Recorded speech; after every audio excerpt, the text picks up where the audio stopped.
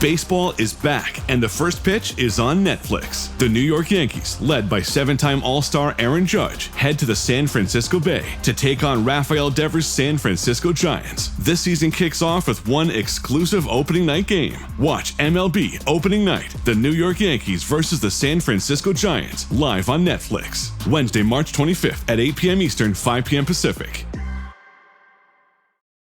LinkedIn is pretty great at a lot of things, like helping you tap into the latest trends and insights in your field. We cannot stop your coworker from tapping her pencil. LinkedIn can help you find new jobs that align with your career goals. We cannot help you find the source of that weird smell in the office fridge. Ew. And while we can't stop your coworkers from bringing their hobbies into the office, LinkedIn can help you bring your career to the next level. LinkedIn is the network that works for you. Whether you bond over streaming binge-worthy videos, watching sports recaps, video gaming, or by unplugging altogether, the 2026 Lincoln Nautilus Hybrid helps keep you connected throughout your journey. Learn more at Lincoln.com. Available connectivity features and functionality vary by model. Package pricing, trials, and term lengths vary by model. Video streaming and games are only available while parked.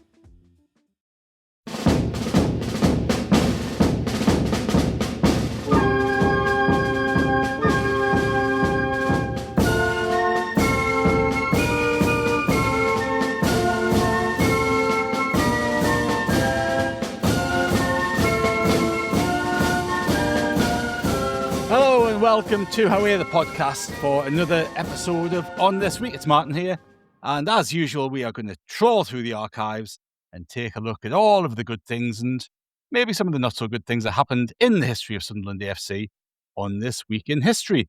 And as usual, I've got two very smart people to help me fill in the blanks and tell some stories about Sunderland. So first of all, we'll say good morning to Andrew Smithson. Hello, Andrew. Hello, everybody. Nice to be here, and only right that I get top billing. I know Kelvin's agent's been in touch saying he needs to be given the first introduction, but yeah, I think it's right that I get first go.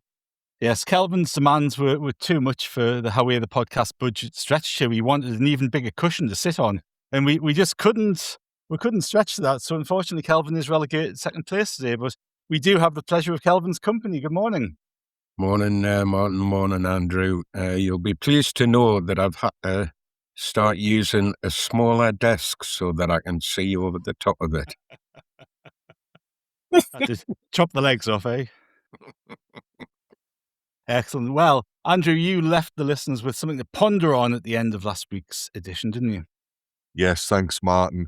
The death of Alexander Lockie took place in the week that we are covering today. That was in March 1974.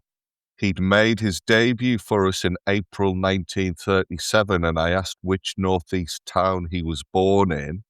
Did either of you gents get a chance to look him up in your All the Lads or Absolute Record and find out where he's from? I did actually. I thought I knew this last week, and I'm sure I've either read one of your articles and you must have got it right, or I've written about him myself. But I thought it was South Shields. Is that right? Dead right, it is South Shields. Yeah. It couldn't have been one of my articles, Kelvin, if the answer was right. It must have been something. Must have been something you've written about him at one point. So yes, Alexander Lockie was born in April 1915 in South Shields. This was during World War One, obviously, 1915, and World War Two. That also has a huge impact on him, lads, because he's just starting to make his mark in the world when World War II commences. If I may, lads, I'll just quickly give you a little rundown of his Sunderland career. We signed him in 1935. He'd been playing for a team called South Shields St Andrews, so presumably that was connected to a church through in Shields. At the same time, he was working along the river at Hebburn, at Ray Rolls. Now, I suspect a lot of listeners will have either had family that worked there or were maybe even employed there themselves.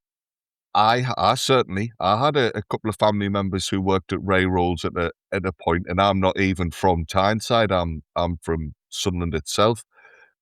But that just shows what a big employer they were at the time. I think they made components for power stations, but they were a huge Tyneside company. They gave work to a lot of people. They had a works team for a long period as well, which over the years kind of developed and formed into what we now know as Hebburn Town FC. And they've got a good reputation with Sunderland. We often seem to send them players on loan. Our reserves will often play them in friendlies. So we've got a bit of a relationship with the modern day Hebburn Town. Lockie himself was an electrical engineer and draftsman. That's what his job was at Ray Rolls. He continued his apprenticeship when he signed for Sunderland and came onto our books. We see this loads, don't we, lads? People, they realise that football is a risky profession and they want to get a trade or a qualification behind them. So he continued that whilst technically a professional. He was brought into the team shortly before the 1937 FA Cup final. It looks like Bert Johnston was being rested. He, in the build-up to the FA Cup final a few weeks later, was in and out of the team a lot. We had a couple of dead rubber games in the league. So Lockie comes along, and from what I gather in the reports, his strength was seemingly in the air. He was a centre half, and it was his heading ability that stood out for him. He had a handful of games the season after, so Sunderland, once they'd won the FA Cup, he had a handful of games. Towards the end of that season, he has a consistent run in the team, and then the following campaign, he starts it as first choice. So he's working his way up, he's knocking on the door, and then he's just starting to become a first choice at centre-half. December 1938, he scores his first senior goal for Sunderland. That was in a December draw at home to Bolton. That finished 2-2, and he gets on the score sheet. Then, however, the following year, the start of the 1939-40 season, he plays the first 2 games, but they're expunged from the records. If you remember that season, the authorities were very quick to call a halt to football when war broke out. And this is the time when he should be hitting his prime. But instead of that, like so many other young men, their career, whether it be on the football pitch or other walks of life, their career is now just on a standstill, sadly. He was a regular during the war, or as much of a regular as you could be. Football was very different, and players were often dropping in and out of sides and filling in elsewhere and just making up the numbers. There was no shade thrown on you if you were unavailable for your parent club for whatever reason. It's not like now if a player drops out, it was all accepted that it was a case of just get the games going, and if somebody turns up, great, but if not, we'll just have to deal with it. But yeah, he played a lot during the war in various competitions and in the Football League North, which is the league that kind of took place for a couple of years in that odd period after the war when football wasn't fully back to normal. He made like around 170 appearances. He got another 3 goals for us, to be fair, but yeah, around 170 appearances. But then, just as the Football League is starting off again, he moves to Notts County. He's now in his 30s, you know. So At the start of the war, he was probably thinking, now's my time. By the end of it, his career is winding down, sadly. He'd made exactly 50 senior outings for us. So that's what we would class as proper games in the actual football league or in the FA Cup. During the war, he didn't go into the forces because at that time of conflict, his engineering skills meant that he was put into a protected job on the time. That's perhaps why he played as many times for Sunderland as he did. He wasn't stationed out of the region. A lot of lads got sent here, there and everywhere. In that time of conflict, he also turned out for the Mags. He played for Newcastle. He played for North Shields. So as a South Shields lad who played for Sunderland, he's turned out for the two opposites there in Newcastle and North Shields. Then, as I say, at the end of his career, at the end of his time at Sunderland, he goes and plays for the other Magpies when he's at Notts County. His pro career comes to an end and he returns back to the region. In the late 40s and early 50s, he plays for Horden. He's their captain for a decent stint. Obviously, his experience in pro football helps him to that position as captain. A couple of years later, round about 1953, I think, there's an Alec Lockie who's manager of South Shields. Now, given his background, you've got to assume that's the same bloke. I couldn't confirm that 100%, but I'm fairly confident it's the same fella who takes charge of his hometown team. He dies, sadly, age 59, which is fairly young. I did have a good look in the archives, but I couldn't find an obituary, sadly. I couldn't find an exact date of death, a reason for death. But 59 is a little bit on the youthful side to pass away. But yeah, there you go, lads. Alec Lockie, he's on our books for over 10 years. Technically, he's played like well over 200 times for Sunderland if you add all the different competitions together. But because of the era, he's nowhere near making it onto any lists in terms of most appearances.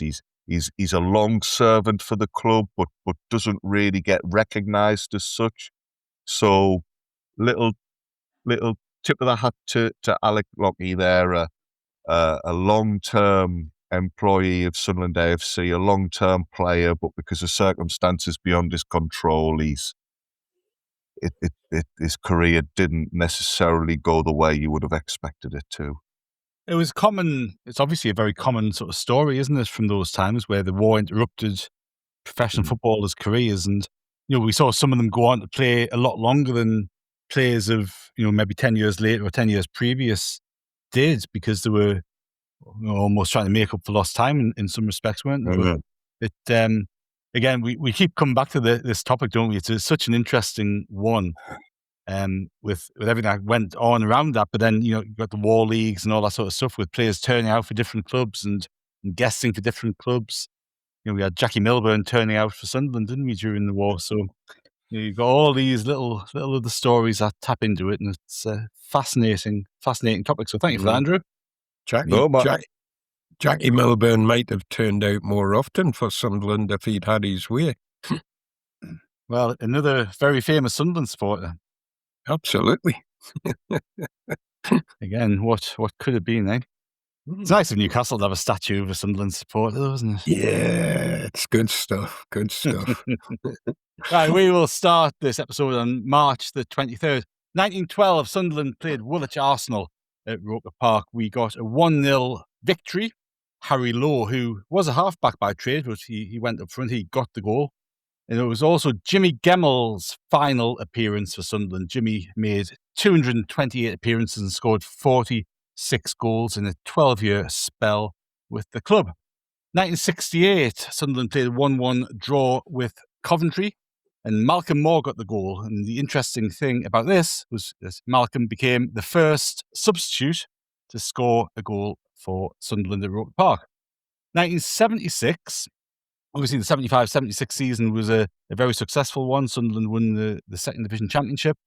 We went unbeaten at home all throughout that season, winning 19 games and drawing only 2. And on this day, March 23rd in 1976 was one of those draws. Mel Holden got a late goal to rescue a 1-1 draw against Bristol City.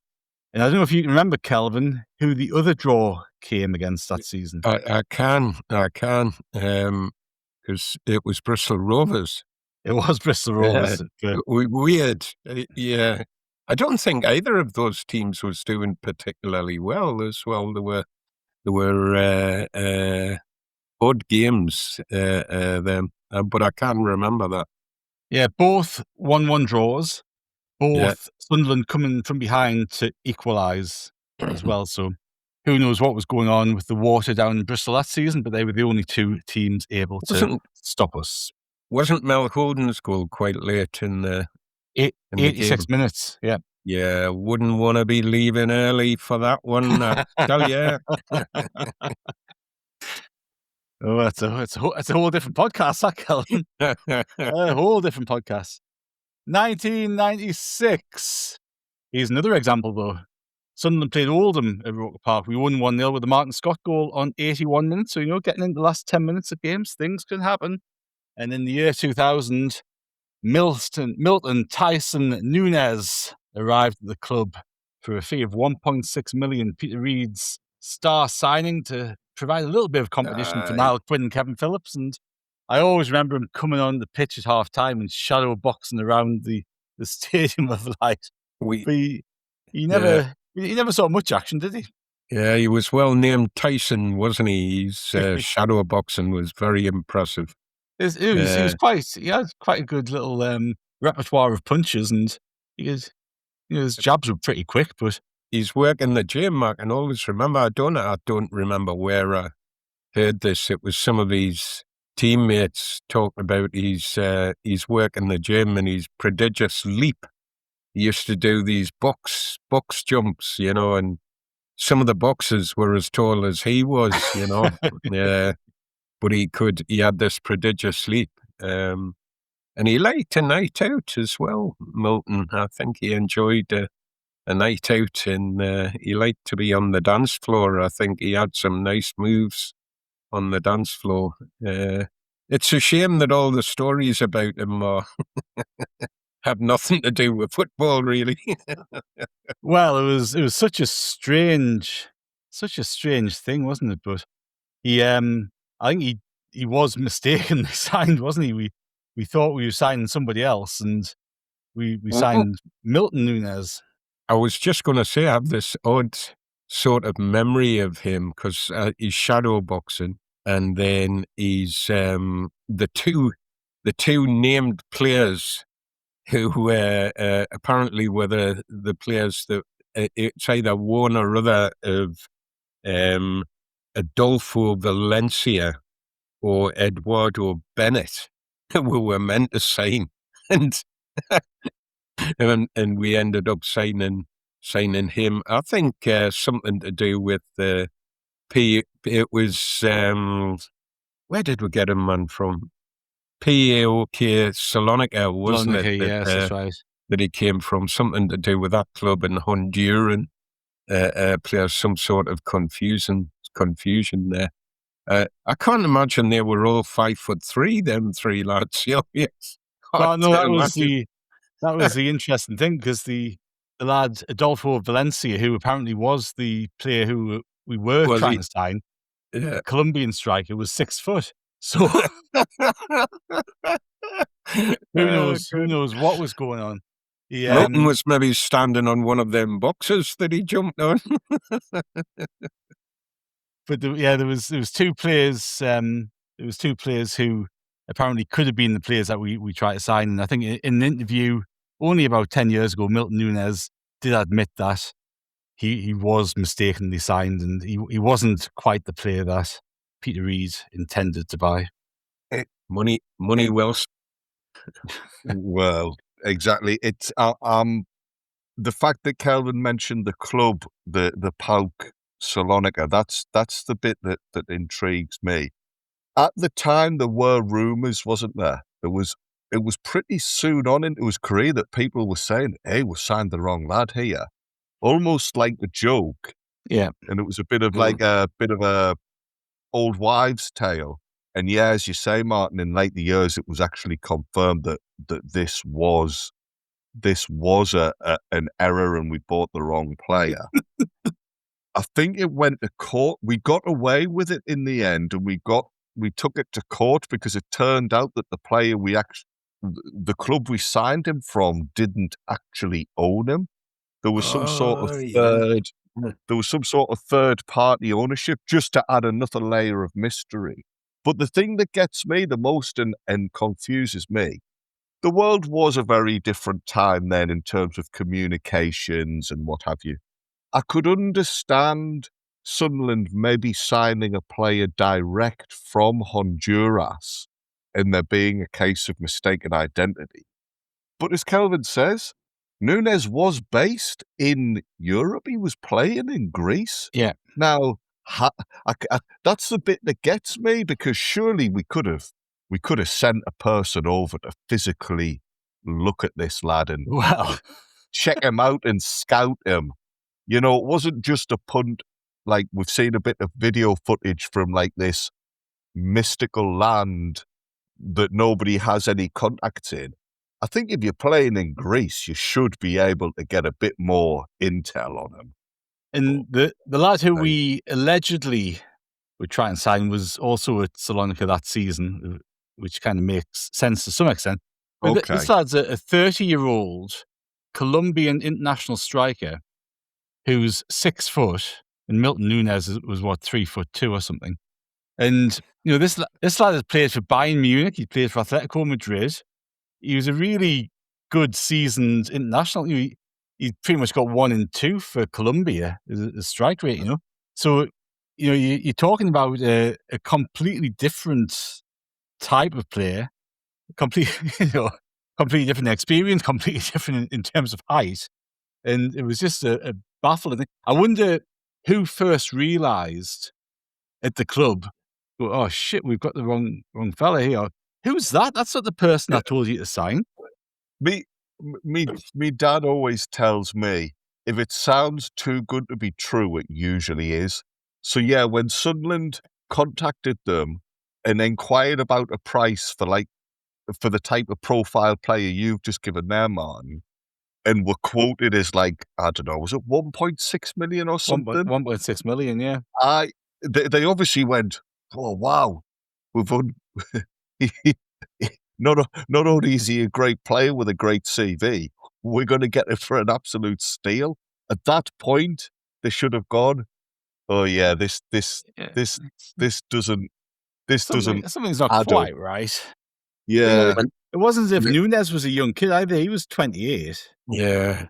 We joke about it now. It's a joke now, lads, and it's fun and games. But really, if you look at it critically, it is a bit of a shambles. It's a bit embarrassing for a professional outfit to be shelling out that level of money and have the wrong player. This isn't Sunday League we're talking about. This was like the Premier League at the time. When you said he was starring in Greece, I was thinking he was being alongside John Travolta. No. Is that when Peter Reid said, "You're the one that I want"? And yeah, he was topped up.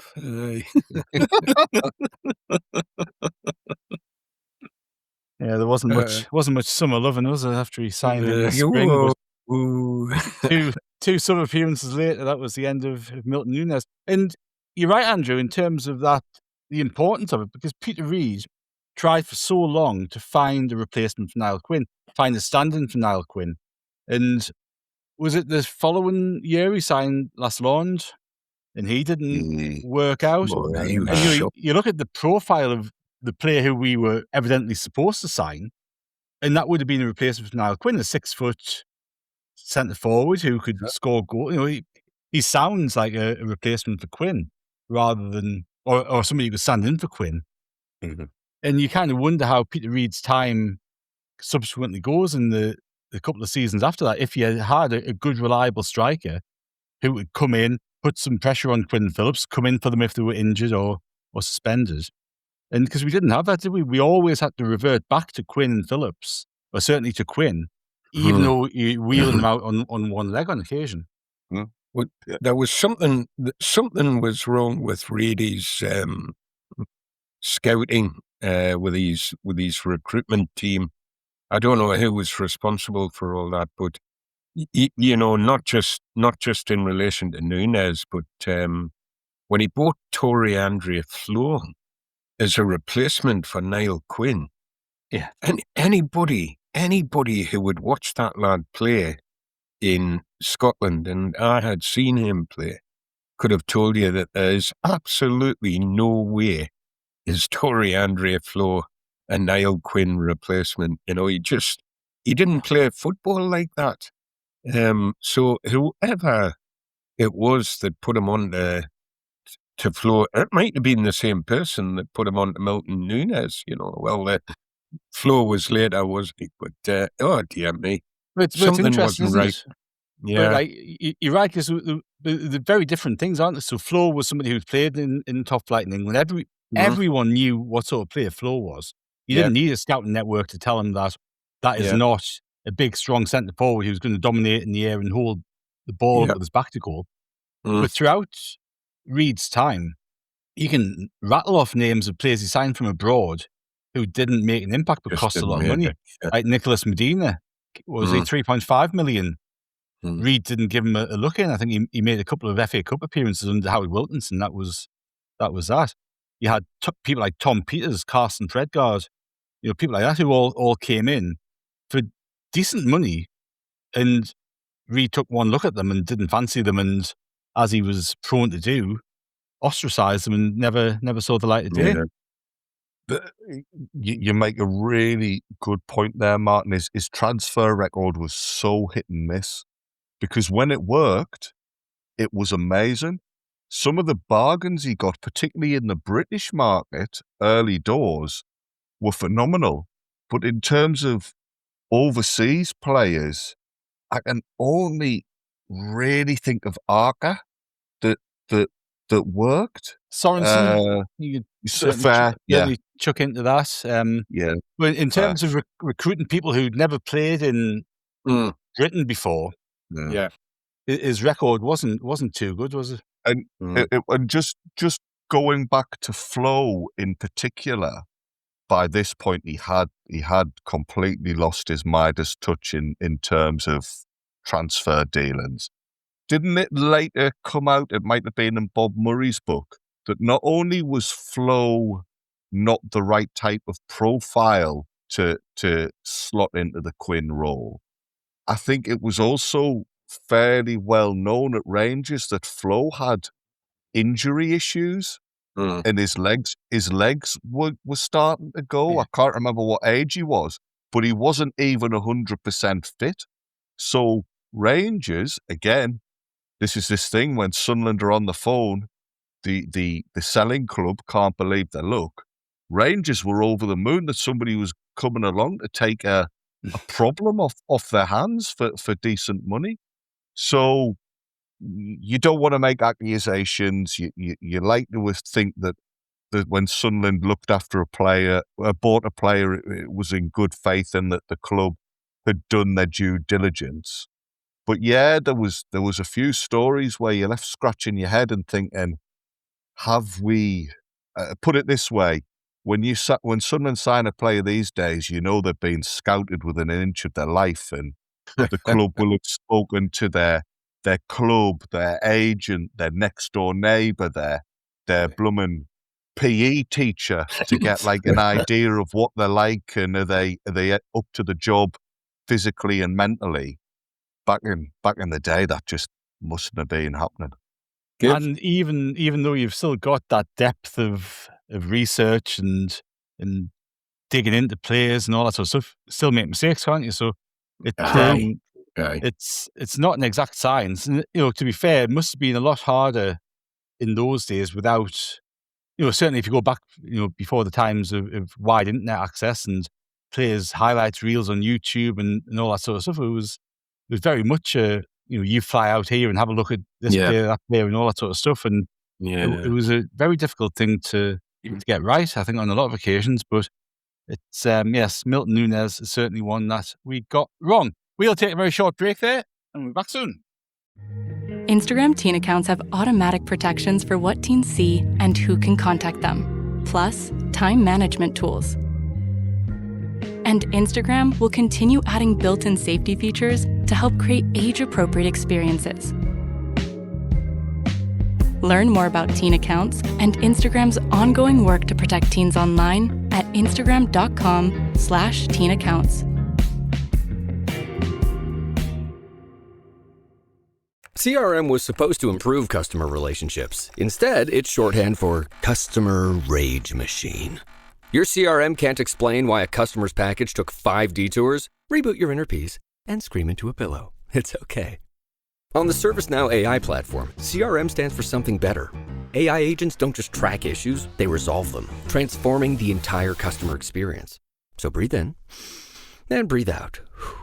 Bad CRM was then. This is ServiceNow. Let's be completely honest. Are you happy with your job? The fact is, a huge number of people can't say yes to that. Too many of us are stuck in a job we've outgrown or one we never really wanted in the first place. But we stick it out and we give reasons like, what if the next move is worse? And I've put years into this place. And maybe the most common one, isn't everyone miserable at work? But there's a difference between reasons for staying and excuses for not leaving. It's time to get unstuck. It's time for strawberry.me. They match you with a certified career coach who helps you get from where you are to where you want to be, either at your existing job or by helping you find a new one. Your coach helps clarify your goals, creates a plan, and keeps you accountable along the way. Go to strawberry.me/career and get 50% off your first coaching session. That's strawberry.me/career. Welcome back to How We're the Podcast, and you join us for another episode of On This Week. In March the 24th, 1934, Sunderland got beat 6-5 at West Bromwich Albion at the Hawthorns. Bobby Gurney scored a hat-trick, but was obviously on the losing side that day. Harry Shaw and Rach Carter got the other goals for us. 1939, we spoke, I think last week, about Johnny Cochran leaving the club. George Crowe, who was the club secretary, stepped in, and on March 24th, 1939, Bill Murray, who of course had a long history with Sunderland as a player, was appointed as manager, and he was manager for what, a good couple of decades after that, wasn't he? Was it 57 in the 1957 in the aftermath of the scandal? Aftermath of the Mr. Smith scandal, wasn't it? That he stepped down. So he was in charge for almost 20 years.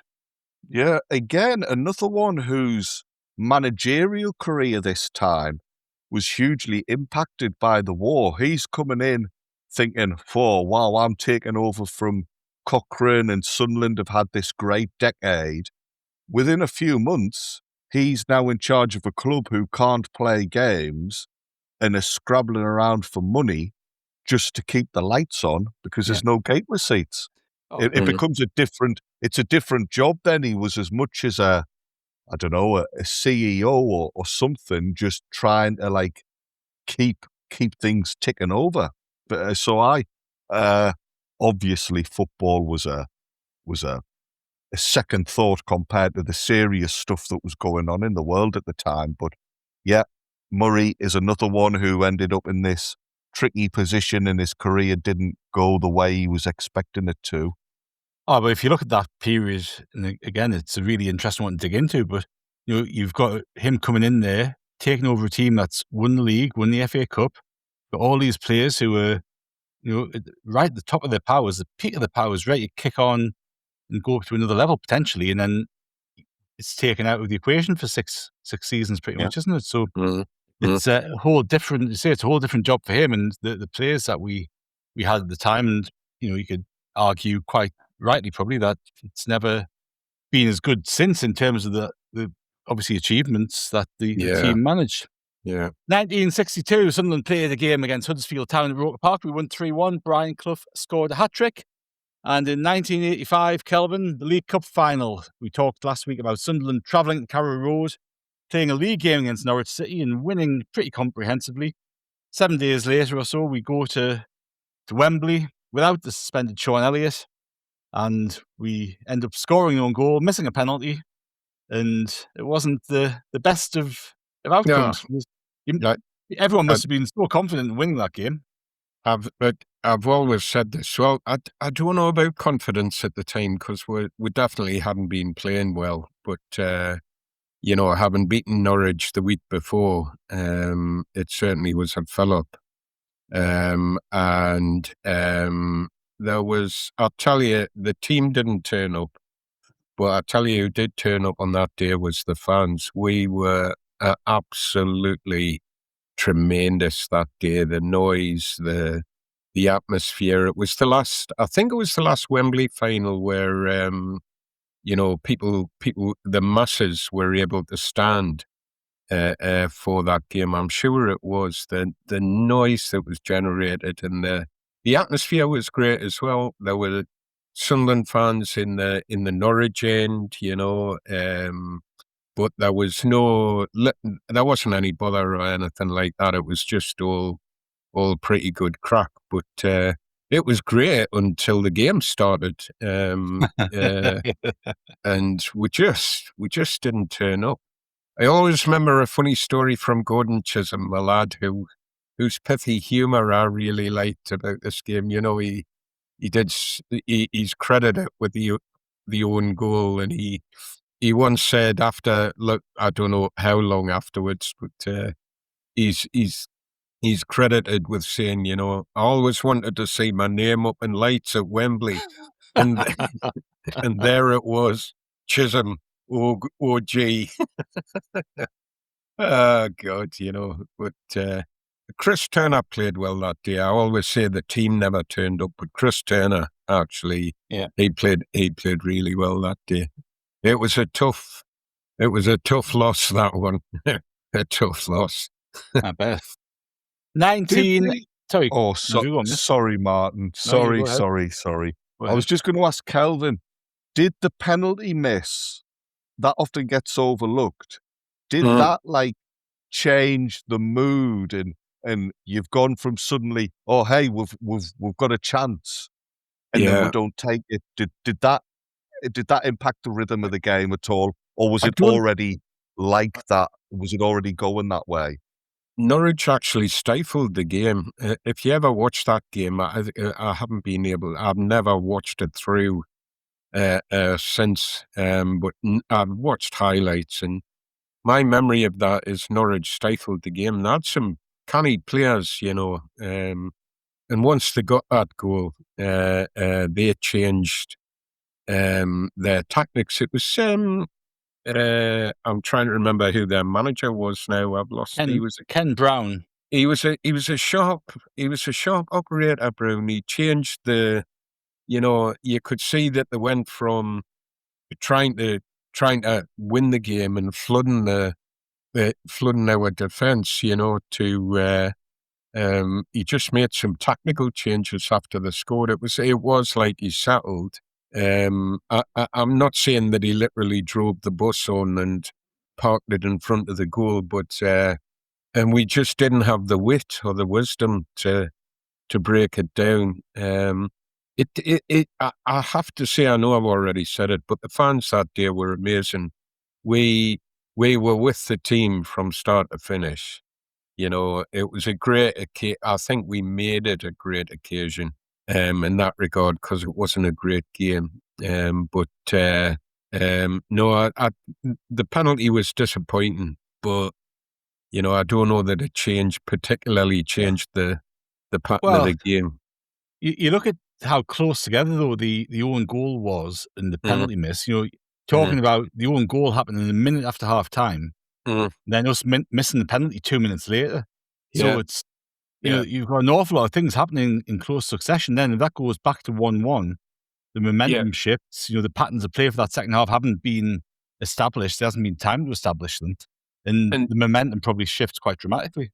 And Clive Walker, he'd been a great signing for us, Clive Walker. He played great in the cup run, and I don't think ever let we down on the pitch in league games. I always thought he had that little bit of spark, little bit of nous, and he'd absolutely played out of his skin against Chelsea in the semi-final. You know, he was really up for it. But you're right, Martin. I think that is a fair point. Not one that I cannot remember it affecting me that way at the time. I just felt the game was set on its course, but the fans were great. And I'm just saying it again, repeating myself. The fans were great that day. The other aspect to it, Kelvin, as well, isn't it, is Colin West. Because Colin West has obviously been left out of the game beforehand against Norwich, left out of the cup final team, had scored in both legs against Chelsea, had scored from the spot. Yeah. And obviously that was a huge talking point, wasn't it, at the time? It was, should we? But I've always thought we should get Steve Cram on the pod to talk about that one. Do you not think? Do you remember? Do you remember what he did on the...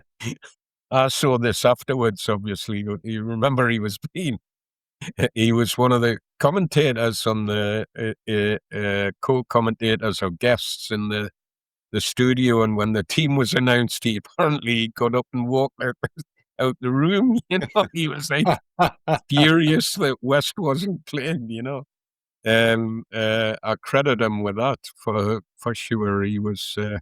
That's the difficulties when you get a real fan in the studio. Apparently he was furious about it. It was harsh. Yeah, and sorry, Calvin. Also in this week, so if we skip forward to March 28th, 1985, he goes. Yeah. Well, I think he'd banged on. He'd been through the sort of his relationship with Alan Durbin. You know, he'd banged on Durbin's door a number of times to get games.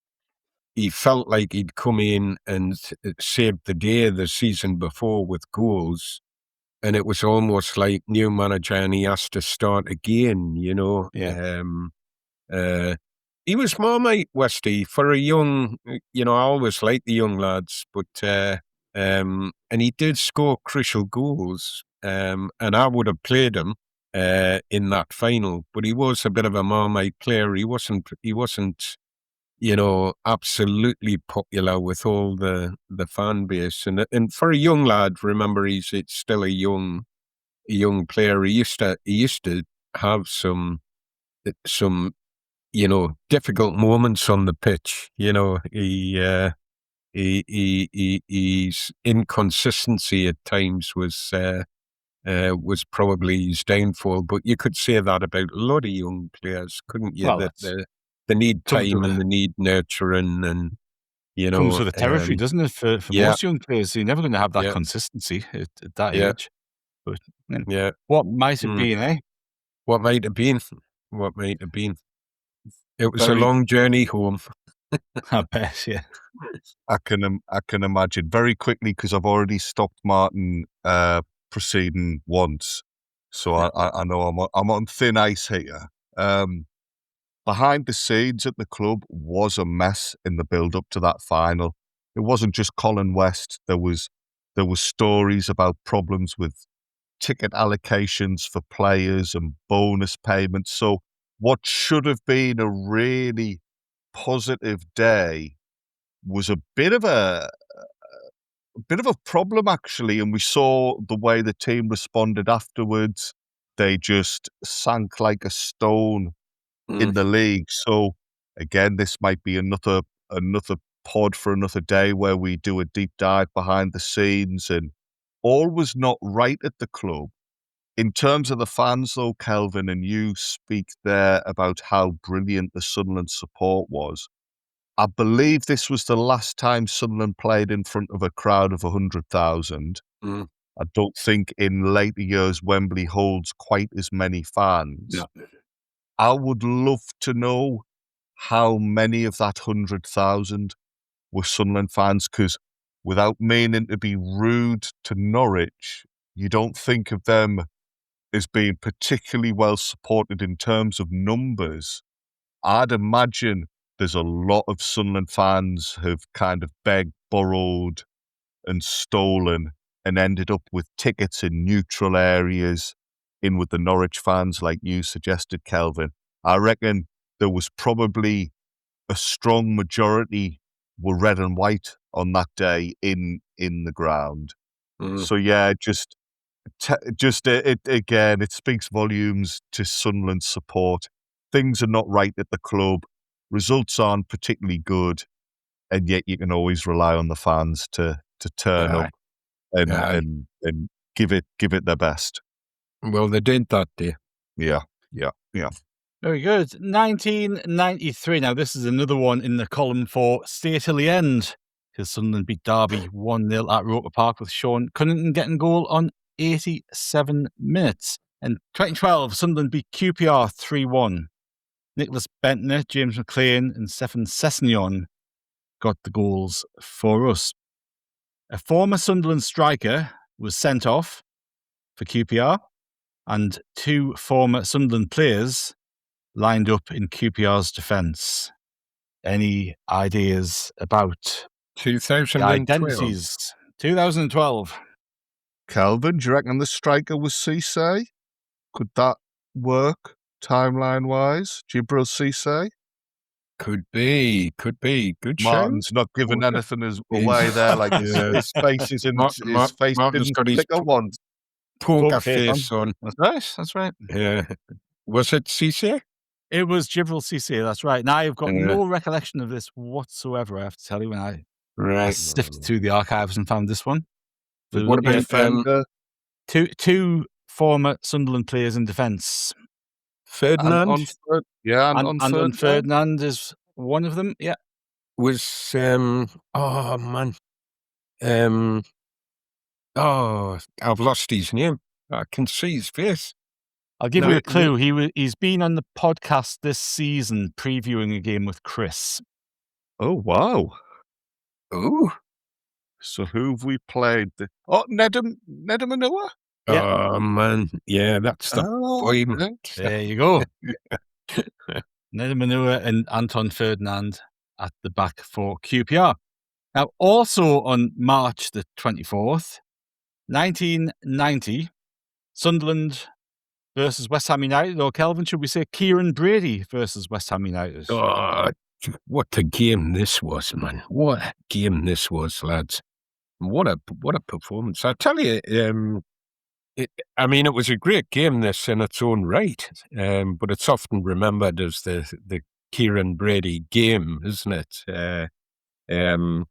Put that game into perspective. Season 89-90 hadn't quite gone to plan at this point, despite the return of Paul Bracewell. Leeds and Sheffield United were odds-on favourite to go up in the automatic places.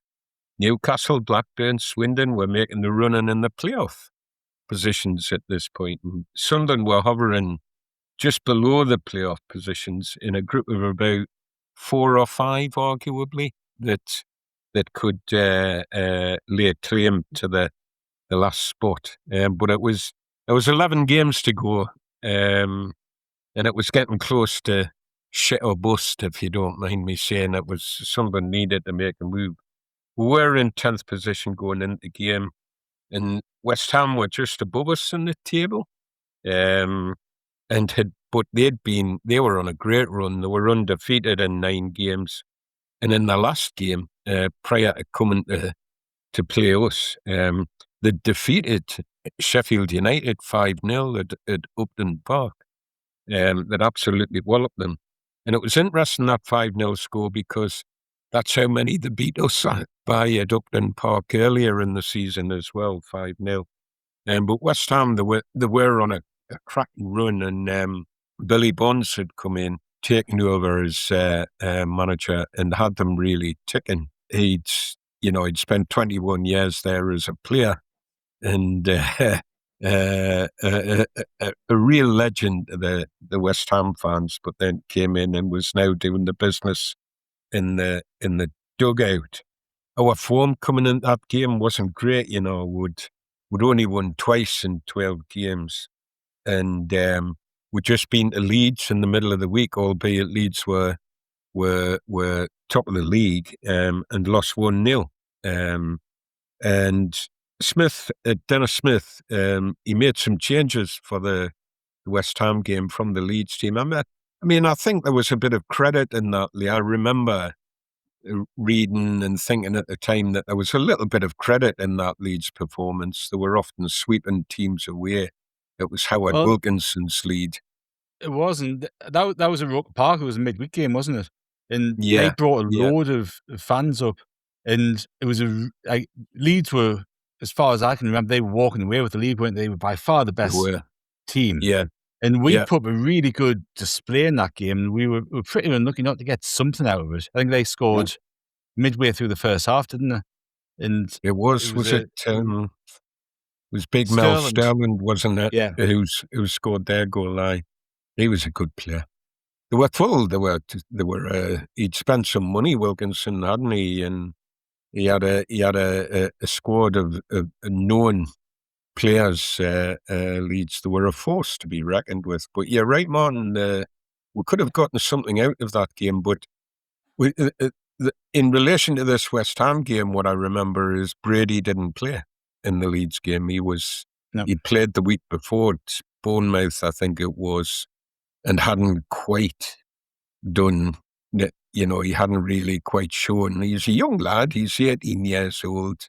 We've just been talking about that's what you get with young lads. The one week it's world beaters and the next week they can hardly kick the ball, So Smith had decided that for the Leeds game that he wouldn't play. You're right. It was a credible performance. So hence I was a little bit. I remember being a little bit surprised about this that he made those changes, because I didn't think the defeat, and I honestly thought our fans. It wasn't like people were barracking the team or anything. I think we walked away from that game thinking, bloody hell, we've given them a game. Leeds, I'm on about, we're still in this, we're still performing. Anyway, he did move. He did make changes. He dropped Eric Gates and he brought Pascoe in from the wing to play alongside Gabbiadini, which was something he tried a couple of times. I at that time felt I could see what he was trying to do, because I didn't think that Pascoe was an outright winger, but I liked him. And I did think that maybe him and Gabbiadini could, that Pascoe could succeed Gates. Gates's legs apparently were starting to go. But there you go. He made that change. He brought Hardiman back in as well for Agbula. Agbula was a good defender, but I think Smithy thought that Hardiman probably had more to offer in offensively, and he brought Kieron Brady back onto the wing. He had made his debut that season. He'd made it earlier in the season. I think he'd come on as sub in November and then played in the December. And he'd made a canny impression when he'd come in, which I think he was a player that was a young lad that was being talked about. And I always remember I've talked on this pod about my enjoyment of the young players. But at this point I was living away. I didn't live in the area, and I'd never really got the chance to see some of these young lads play. So although he was being talked about, to me he was a name. Yeah. And it was both exciting and sort of a bit perplexing what people were saying about him, because people were saying we had a baller, we had a player, the fantastic dribbler who could score, who could cross, who, people talking about likening him to George Best and things like that. I'm thinking, well, he's going to be some this lad if he's George Best, you know. I remember Chris and I talked to Jeff Brown on the podcast a while ago, and he was in the hotel bar after a game when Dennis Smith got the phone call to say Kieron Brady had chosen to come to Sunderland ahead of Chelsea. Yeah. And Jeff Brown said he'd never seen Dennis Smith so ecstatic. He was dancing in the bar because he got this young talent. He believed the potential of Kieron Brady was astronomical. And Brady had offers from Chelsea and from others apparently at the time. Yeah. Chosen Sunderland. Dennis Smith was deliriously happy at the time. So that must have maybe been a year or 18 months before this game. Yeah. But you're right, he was talked about in the newspapers, Kelvin, wasn't he? And talked about as a player of huge potential. And, I think we talked on an episode in November about his debut against Plymouth. And the manager of Plymouth that day was Ken Brown, who was the Norwich manager in '85 that we've just spoken about. But this is only, 2 or 3 months later. And while Kieron's been on the fringes and he's come in and he's looked good on occasions, he's looked very good coming off the bench a lot of the time. There was obviously some things where Dennis Smith was a little bit reluctant to give him the full, let him fully off the reins.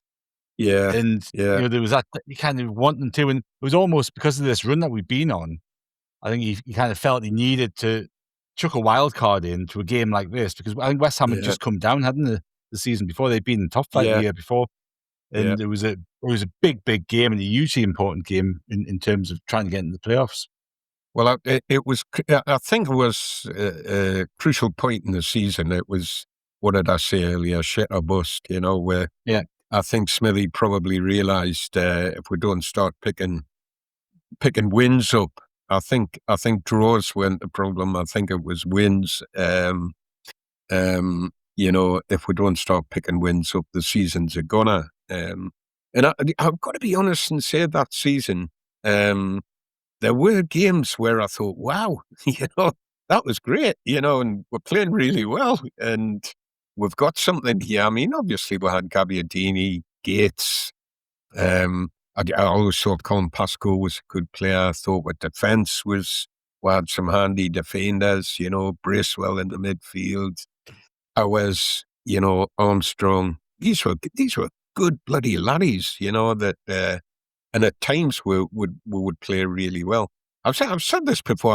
I'm slightly going off target here, but in my opinion, Dennis Smith, when he managed us, for the kind of centre half that he was as a player, he always seemed to have trouble with our defence. He could set we up and get we attacking, and he had an eye, I thought, for an attacking game, but I never felt that he was the best at, if we went a goal or two up, I never felt like that Smith would organise the team to keep what we had, I always thought he'll just keep going, he'll just keep sending the team to attack, lads, attack, get another goal. So it was a conundrum with him, but it meant that we saw we did see on occasion some really entertaining games. His teams could play a bit of entertaining football. But you're right about Brady. I mean, I think in that season before he got his debut, Martin, I think I seem to remember, didn't he score 21 goals in 31 games or something? Wasn't that was one stat I remember about people saying to me, oh, this lad can score 21 goals in 31 games for the young'uns, but quite often when you were getting feedback, you get this feedback that says, I tell you what, you can beat a man on a sixpence, and but always there would be this kind of what I remember about it at the time was people saying, if he can screw the nut, if he can keep his feet on the ground, and eventually I'll start asking, what do you mean by why is everything being prefixed with this, and of course there was these, even at that age, there was tales of attitude and stuff like that I struggled with that a bit at the time. I'm thinking, this lad's just turned 18. Yeah. What are you talking about? He's not. You're tarring him with a Jim Baxter brush, and he's only 3 months being 18. I mean, what's been going on? Anyway, I digress. There was always, I think, what I'm trying to say there is, he had this fantastic. He came very well loaded, and people had really high hopes, but there always seemed to be this sort of if he can keep his feet on the ground, if he can screw the nut, we've got a great player there. What the other thing that was interesting about him, I think, was when you look at the players that he comes in and plays with, I think he did. When you looked at the kind of player that he was, or was hopefully going to be, he was bringing something different to the party and to the team. And you could see, your point there about Dennis Smith throwing in a wild card, that's definitely what he was, what I felt that he was. All the time I watched him play, I used to think at any given point, he's just going to win the game for us. He's going to do something, He was a wild card on the pitch, but for me, always in quite a positive sort of way. I definitely felt that his reputation was well made. I mean, he'd been a Scottish schoolboy cap. He'd won schoolboy caps with Scotland. He'd played for Scotland youths against England. In that big game, that we always used to see on telly. And then he changed allegiances and went to Ireland and got a number of caps for the under-18 and under-21 teams. So he was a lad, obviously people could see that he was a lad that definitely had something and definitely had potential. As I said before, though, this West Ham game, it was a cracking game in itself. And one of the things to give West Ham credit, I mean, we've got another big centre-half managing a team, and defence wasn't really on Billy Bond's mind when they came to play this game, because they went for it as well.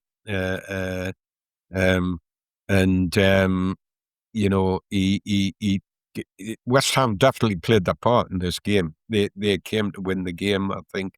And I always felt when Dennis Smith was playing a team like that, he couldn't resist joining in. He would just like, how are the lads? They want to win it. We want to win it. Let's go. And that's what happened.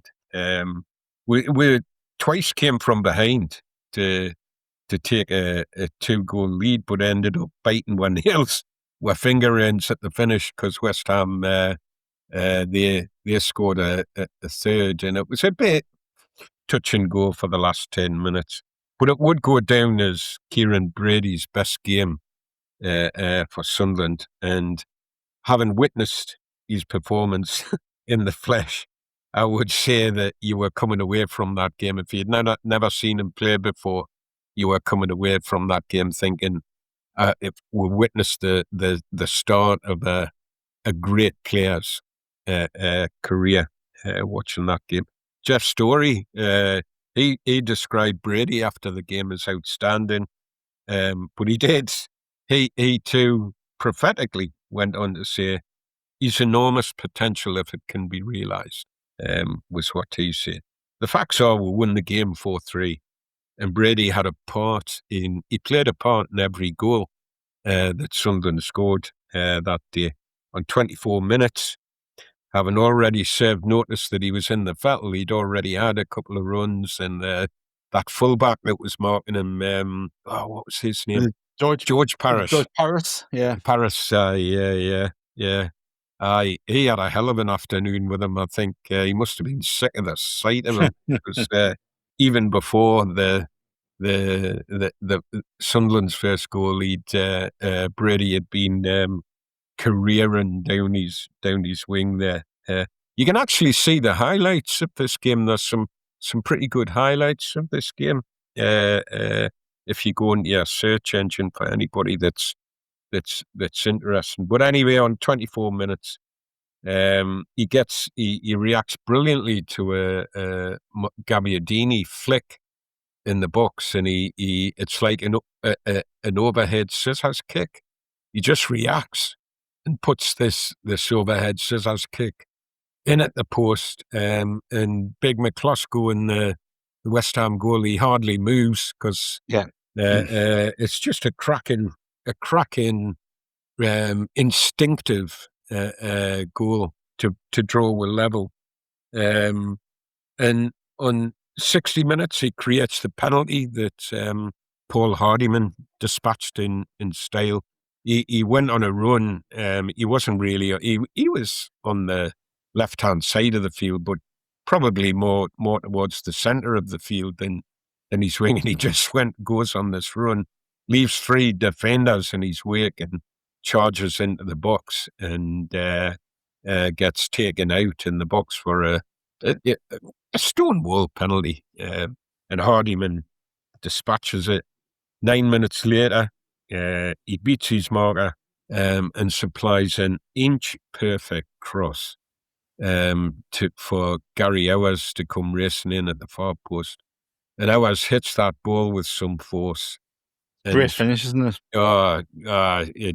You know what? And I know it's. I keep saying things like this, but if the net hadn't been there, they'd have needed first aid folk in the crowd in the full end, because that ball would have hurt somebody. He really connects with it. Owers was good at that. He had that in his locker, Gary Owers. But this was an almost an understated part of Brady's game, I thought, was the amount of his creativity, his ability to cross, his passing. He could see a pass, and he could see it when he was on the move. You know, it wasn't like he was standing still, taking a free kick or anything. He'd be careering all over the place, and then just pick out this pass, and you'd think, hey, how the hell did he see that? You know, he had a cracking ability for that.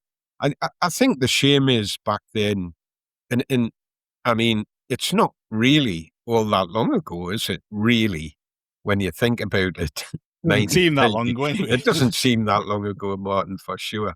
But we weren't counting those metrics. You know, we weren't really making a big deal of all that stuff. You know, I'll tell you one thing, Kelvin, with Brady's passing. One thing I always remember, like when you're in the crowd and you're watching the game, you can normally spot a pass, can't you? You're looking at the whole field, you're looking where players are, and you're going, he's on, and you're looking at that. Brady would spot passes that the crowd hadn't spotted. Oh, that's kind of what I'm saying. How the hell How on earth did you see him? Where did he? Because I used to think I was really good at that. You know, I'd be like shouting the pass I was like the 3 moves before it happens. I'd be like, clever bugger, you know. Watch, this is coming left, this is coming cross field. With him, I'd just say, Christ, how did he see that? No, it was a fantastic thing to see in the flesh. Him doing that for sure. It's no myth that about the skill set that he had. He could really pick a pass. He even has a part in Gabbiadini's goal. Marco does score a good goal in this game. Typical Marco goal, you might say, but it was. It's him that's on another career and run in the middle of the midfield, and the ball kind of goes loose, and Marco picks it up and careers into the box and reverse passes the ball into the back of the net for the 4th goal. They do score in that game.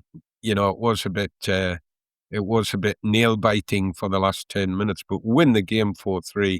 What a game from young Brady. So it's fantastic.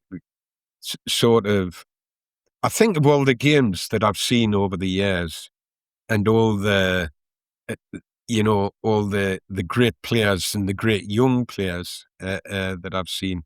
And I mean, I would put that one right up there as being what an impression he made in this game. And this was a career that was about to take off. I always remember Trevor Morley was playing.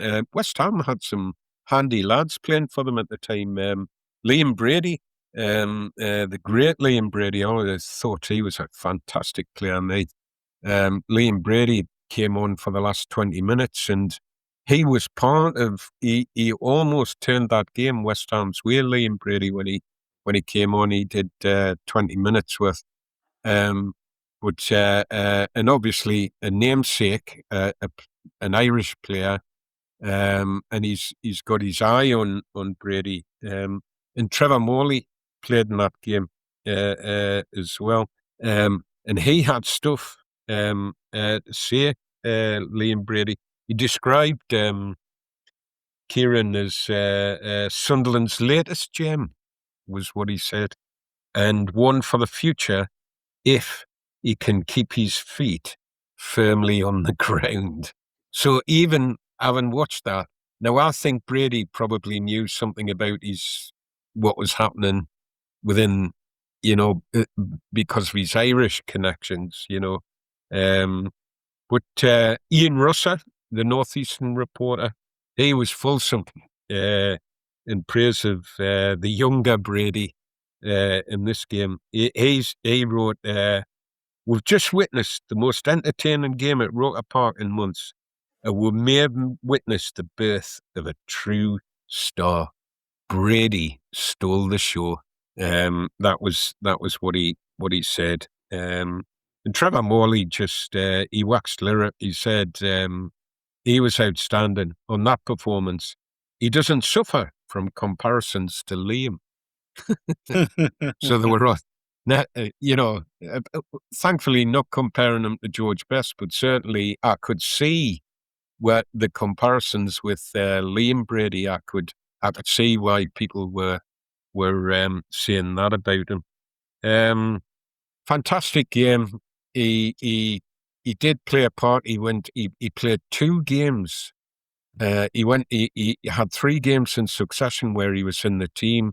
We went to Bradford and won 1-0 there. And I'm trying to remember who it was that we played after Sheffield United, was it? Bradford.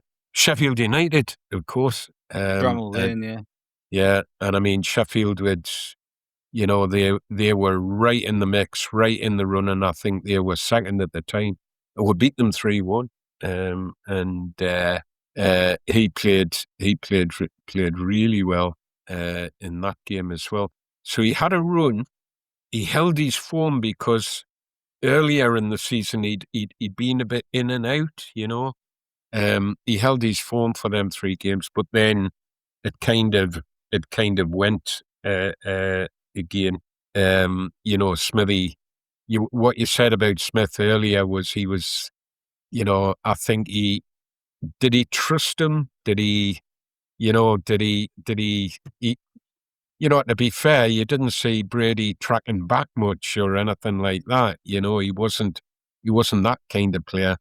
But when I'm looking at Brady on the pitch and thinking, you don't want that lad tracking back. You want him going forward. You want him in scaring the petulias out of the opposition, not scaring our defenders with what he might do in our own penalty box. So he'd some superb skills, Brady, and I mean I think most people know that his career didn't take off for one reason and another. And I always feel really sorry about that, because it was mostly that West Ham game made me think, wow, what a player this lad's going to be. What a player. I genuinely can't think of a better performance from a young player in the Sunderland shirt. Right? And people might think that certainly people who weren't at that game, didn't see it live, or people who were born after that game, they might think we kind of go overboard about how good Brady was. But he could have, if he kept his fitness and other things off the pitch were right, if things had lined up, I genuinely think you're talking about a world superstar, because I just thought he had that much ability that if it was honed and coached in the right way, and obviously injury problems and other things hadn't occurred, you could have been talking about not a generational talent, but just a 1 in a 50 years, 100-year talent, because he was that good. I totally agree with you. And that's having seen, I've seen some cracking young players come through. Dennis Stewart, Todo, Suggett, Bobby Kerr, Billy Hughes, fantastic players. Gary Rowell, Arnott, fantastic young players. But that lad that day, he served notice that he was going to be a top player if things, if things would work out for him, and if he could be looked after as well. It's a bit of a theme, that, isn't it? These young lads, these young players, they've got to be nurtured. They've got to be looked after. They need help to get themselves to where they need to be. I always remember Viv Busby prior to, I can't remember when he did this. It was sometime in the season, 89, 90. I always remember reading something about Viv Busby taking Brady to one side, and it struck me. It didn't strike us at the time. It was much later when I got, when I'd matured a wee bit more. But apparently Viv Busby was quoted in the press as saying, I've had a half-hour chat with him and taken him to one side and told him where he's going wrong. And I mean, it just sounds, I know there's possibly more going on than that. And when you listen to Malcolm Crosby talk about, because Malcolm Crosby had quite a bit to do with his career as well, didn't he? Given his role at the time. But it does strike you as ridiculous. You've got a talent that's like, the Dennis Smiths dancing in the hotel lobby because they've signed him as a young'un. You've got a rare talent there, and you're taking him aside for half an hour and telling him where he's gone wrong. So, no, you would think in today's environment, if he was coming through in 2025-26 season, the club look after him an awful lot better off the field. He's nurtured, better on the training field, on the training pitch. Injury stuff's an awful lot better and more attuned to what's going on, and you have a completely different story, don't you? But sliding door, isn't it? It is. And hard times for Kieron Brady after that. He has a hard road for a few years, doesn't he? But he's a very entertaining podcast, Kieron Brady. I always enjoy. Yes, he's on How the podcast every now and again, isn't he? And he's on Major Newcastle quite a lot, and he speaks brilliantly about the game, and also the struggles that he had early in his career. He's done an awful lot of great work, hasn't he? With Show Racism the Red Card, with alcohol awareness stuff, and all that sort of thing. He's done an awful lot of fantastically good and very important work, which I think should always be remembered as well. Aye, absolutely. Yeah, really interesting lad to listen to, with a number of different interests. He talks well about football, you're right, but the last time I was listening to him, he was talking about the Spanish Civil War and the people from Sunderland that's right. Volunteered for the International Brigade. It was I was enthralled at that story. It was brilliant. Yeah, no, we'll have to get Kieron back on and delve into his career and delve into all of that sort of stuff at a proper time. But I think, to reiterate, Kieron Brady is probably underestimated in terms of how good he was. Never mind, definitely overestimated. Definitely. We will take a short break there and go and dig the highlights out of that West Ham game, and we'll be back shortly. Your favorite local grocery stores like Kroger, Ralph's, Fred Meyer, and more are now delivering on Uber Eats. Get 40% off your order of fresh, quality ingredients. Whether you just got home to an empty fridge or suddenly got a craving to whip up something new, you can get everything you need delivered in as little as 25 minutes. Get 40% off your order with code Kroger2026. Plus, members get $0 delivery fees. Order now on Uber Eats. Orders of $30 or more save up to $25. Ends 4/30/26. See app for details. Welcome back to Away the podcast for another episode of On This Week, and we are now on to March the 25th. 1895. Now picture this. Sunderland are going for the First Division title. 3 games left. The nearest challengers are Everton, who are a few points behind. Everton need Sunderland to lose a couple of games. Sunderland play Everton in the last game of the season. Sunderland have a fixture at Anfield against Liverpool. Liverpool are actually at the bottom of the league and end up getting relegated. Everton fans turn up at Anfield to support Liverpool because it's in their best interests that Liverpool claim the 2 points against their rivals from North East. But we turn them over, beat them 3-2. Johnny Campbell gets 2 of those goals and Jimmy Miller gets the other. We win the league. Liverpool go down. 20,000 people there, mostly Everton fans supporting Liverpool, and Everton finish second. 1975, Sunderland have a 2-2 draw with Oldham. Pop Robson and Dave Watson gave us a 2-goal lead before George McVitie got a goal back on 65. Oldham went down to 10 men. Graham Bell had to go off injured and had already used the subs. I don't know if he had to answer the phone or something, but Graham Bell went off, leaving them down to 10 men. And in the last 10 minutes, just to take the biscuit, McVitie gets an equaliser. 2 minutes left. And it's a 2-2 draw. Hey. Crumbs. Yeah, Sunderland crumbled under McVitie's pressure. 1989. Now, this was, on face value, this was a good day for Marco Gabbiadini. Sunderland beat Ipswich 4-0. He gets a hat-trick. But unfortunately, after he completed his hat-trick, he turns around and punches the Ipswich defender, Tony Hume, I think it was, to get sent off, which was a strange way of celebrating a hat-trick, but that was... Marco was prone to a little bit of a temper at the time. I was just going to say, he had that in his armoury, didn't he? He was a fiery boy sometimes, Marco. He was. Yeah. No, I wrote an On This Day piece for the website last week, Thursday the 19th of March, and it's the Sunderland versus Notts County game 2 years before the season that we're talking about, and it's a 1-1 draw. First half, Marco misses 2 or 3 gilt-edged chances. He scores a goal, but he also misses some great chances. And Dennis Smith is so pissed off with him. In the second half, Marco was dropping around. He's not putting, he's just in the mood because he's missed chances. So with 10 minutes remaining in the game, Notts County were top of the league. We were second at the time. 1-1 at home. You pretty need to win this. 10 minutes left. Dennis Smith hauls Marco off because he's just not impressed with his attitude at all. Puts John Moore on, who was a young striker who didn't really do a great deal of stuff for the club.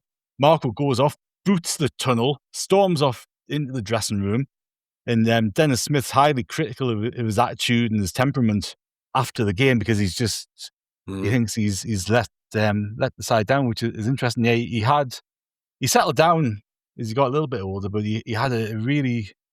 He never lost it completely, man, but he did have a bit of a fiery temperament at the time. That game against Ipswich was also the only game that Alan Hay played. He was a left back who played for Dennis Smith at York City, and I think after he signed Paul Hardman, he was never completely convinced of his left back options. And Alan Hay was a player who he tried to give a bit of an opportunity to, but yeah, he played 28 minutes, got injured, had to go off, and was never seen again. He actually had a pretty good 28 minutes from memory, but there you go. March 25th, 2000, we beat Everton 2-1. Nicky Sumby and Kevin Phillips got the goals. That was our first win of the new century.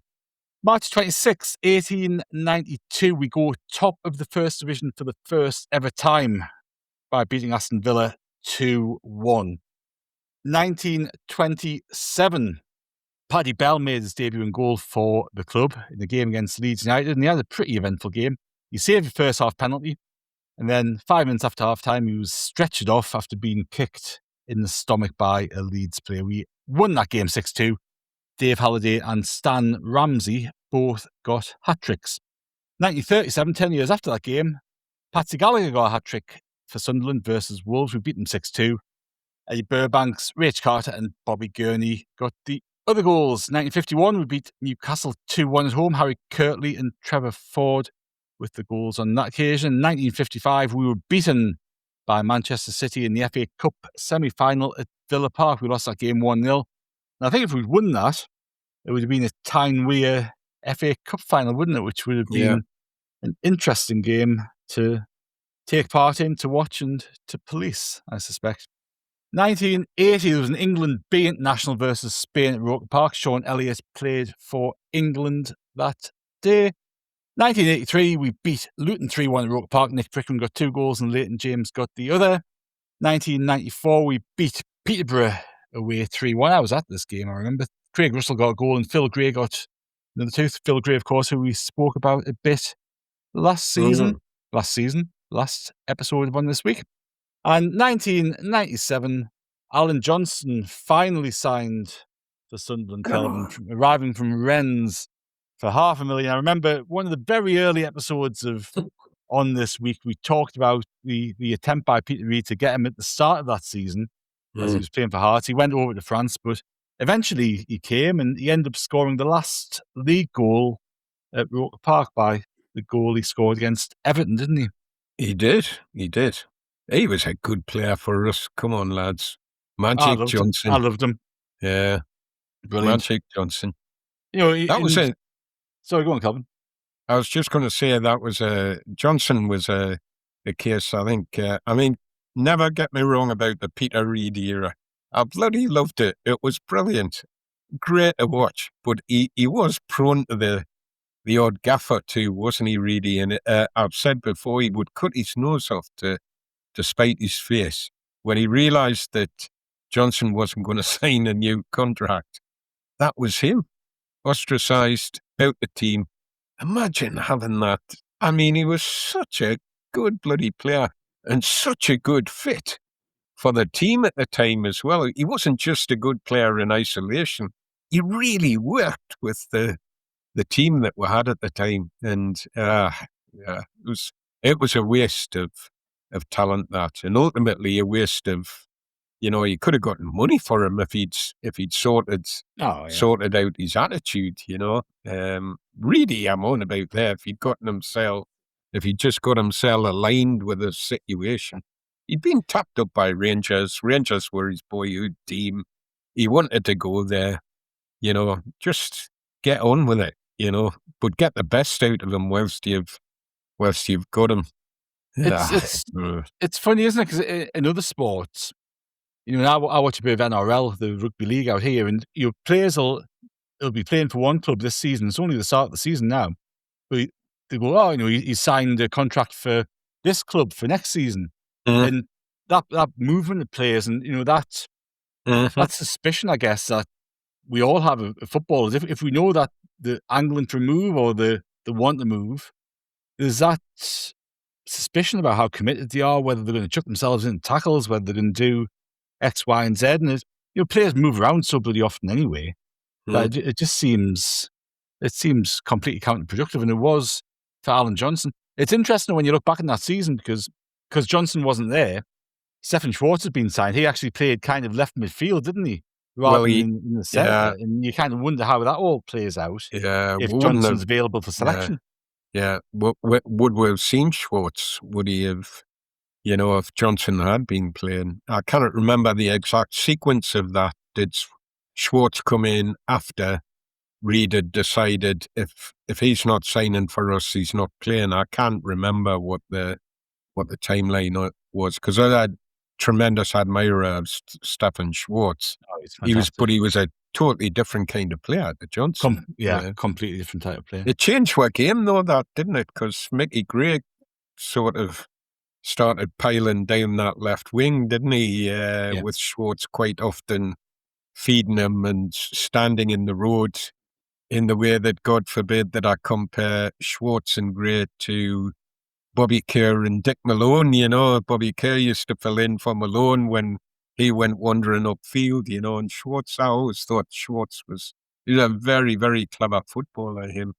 But so was Alan Johnson, and Magic, as he was known in Scotland, I could never get my head around.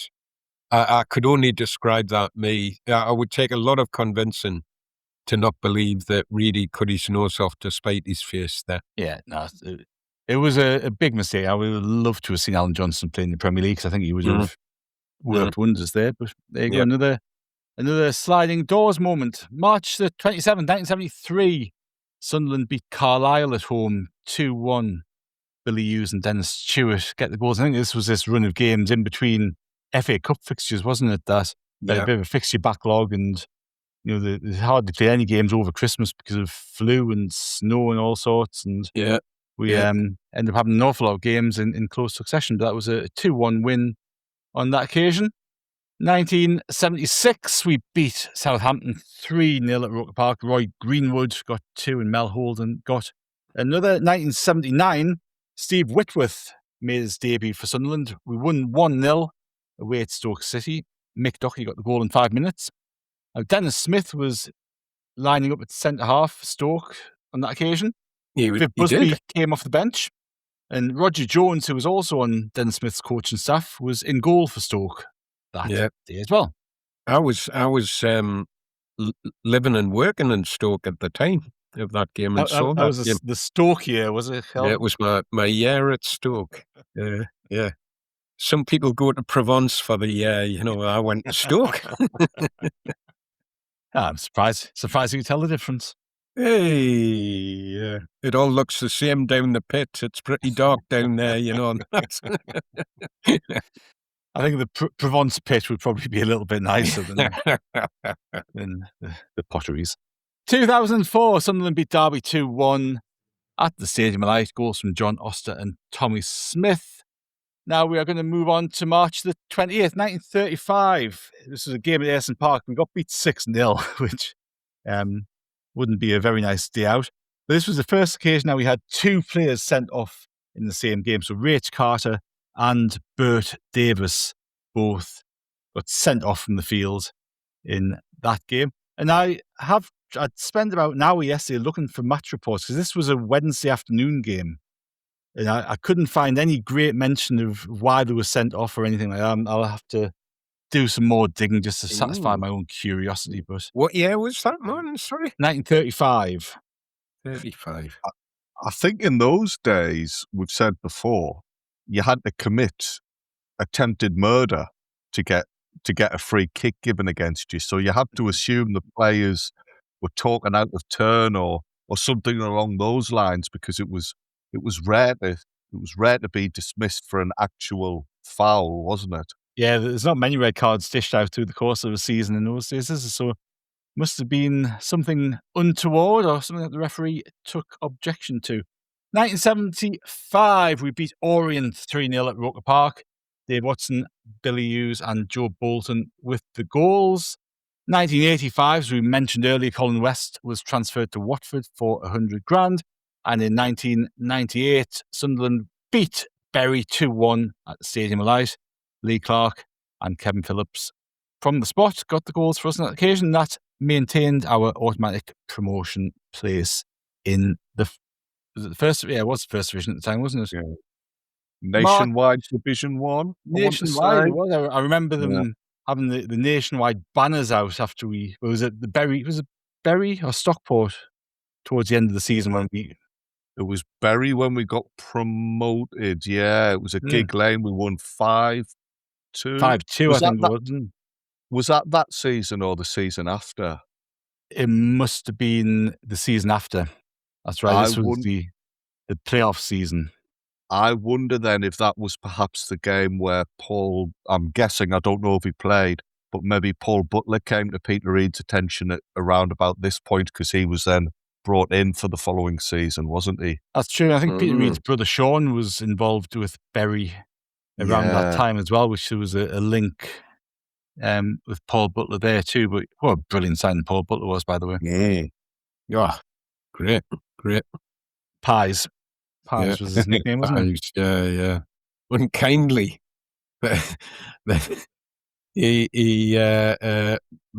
One of my friends used to always say he was like a Thunderbird's puppet when he ran, but it didn't seem to affect these. He was a bloody good player for us, Paul Butler. Oh, he was excellent, wasn't he? And he went on to have a good career as well after he left us. He had a pretty long career, didn't he? Yeah. I think he was one of those who we really could have kept with doing just for character alone, never mind his defensive abilities. Yeah. Right, March the 29th, 1913.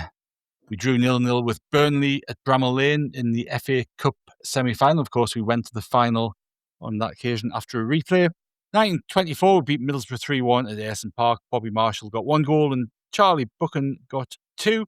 1952, we won 1-0 away at Burnley. Dickie Davis got the goal. And this is one of those lineups that, to me, crosses different eras. Because Trevor Ford was up front, then Shackleton was playing, Billy Bingham was in the lineup as well, and Johnny Mapson was in goal. So you've got a whole different set of generations, I think, going on there in that lineup. I think he played a few games the following season as well, and then retired after that. In the Burnley team that day were Jimmy Adamson and Billy Elliott. Yay! We had a couple of future Sunderland managers lining up for Burnley. 1986, Sunderland had a 1-1 draw with Bradford City, and Trevor Ford became the first lone player to score on his debut when he came on sub for Paul Lemon in that game. Martin, I hate to do this. Was it Tony Ford, not Trevor Ford? Sorry. Yeah. And I tell you what, that would have really crossed generations, wouldn't it? Yeah. If we'd signed Trevor Ford back on loan 24 years later and he'd come off the bench to score. It would have been the second. Would have been the second debut, though, wouldn't it? So there you go. Might have improved the communication with the fans at the time. You know, he probably could have helped with that. Well, I suspect there's probably a few players who played in 1952 who could have added something to the 85-86 team, but there you go. Ooh, harsh. But probably fair and very accurate.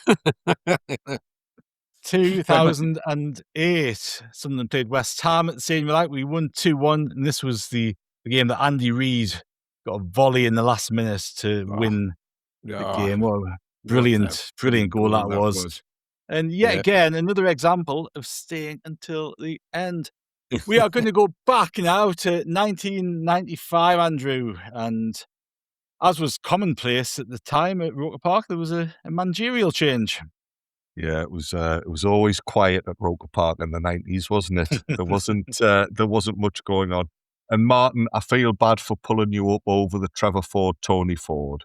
So if in the next few minutes I say anything wrong, please feel free to jump in 2-footed on me and I'm waiting. Yeah, get me back for that one. Mick Buxton departed. He had been born in Corbridge in 1943. I think that piqued Kelvin's interest because Corbridge is up near your part of the world, isn't it? Yeah, it's just down the road. The grandkids go to school there. That's how close it is. Well, there you go. Yeah.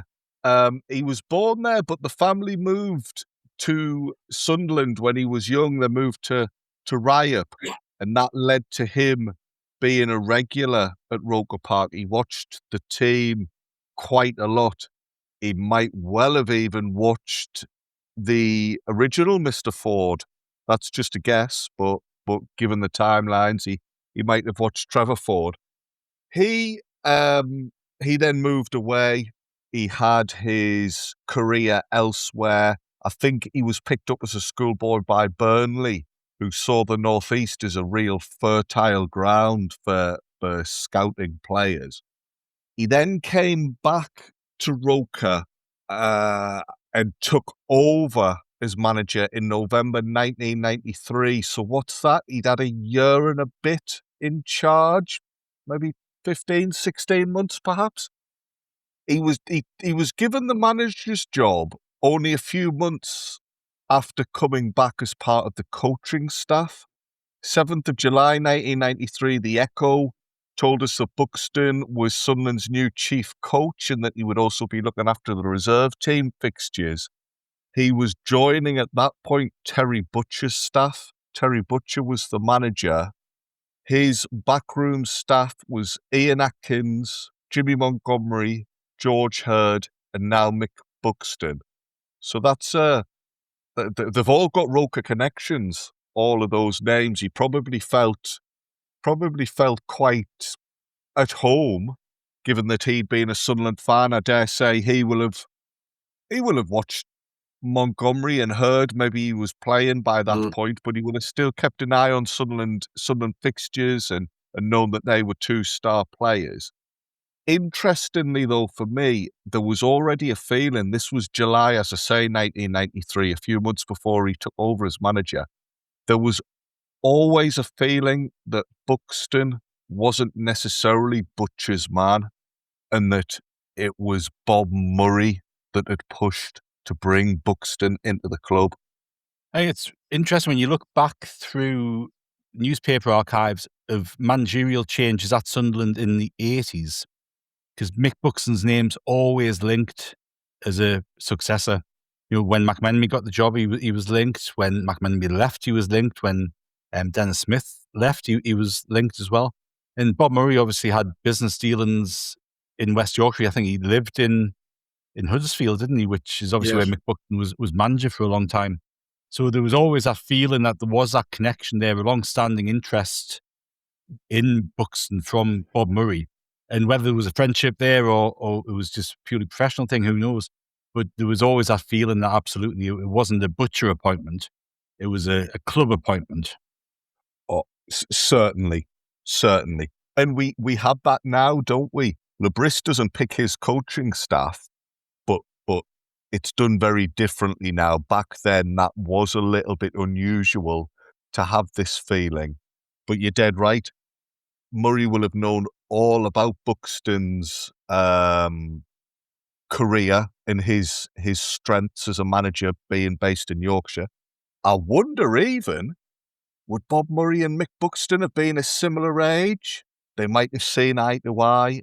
Again, they will have both gone to Roker Park as kids, so if nothing else, they could have probably talked about the old days and reminisced about who their favourite players were and that. I tell you what, when you see pictures of Mick Buxton when he takes over at Sunderland, you know, flat cap on, he's only a couple of years older than I am now.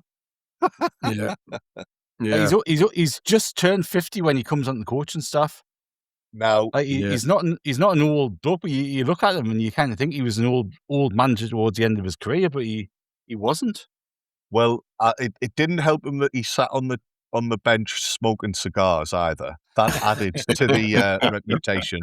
But Martin, I think you've struck on a brilliant idea there. The club are always doing retro releases.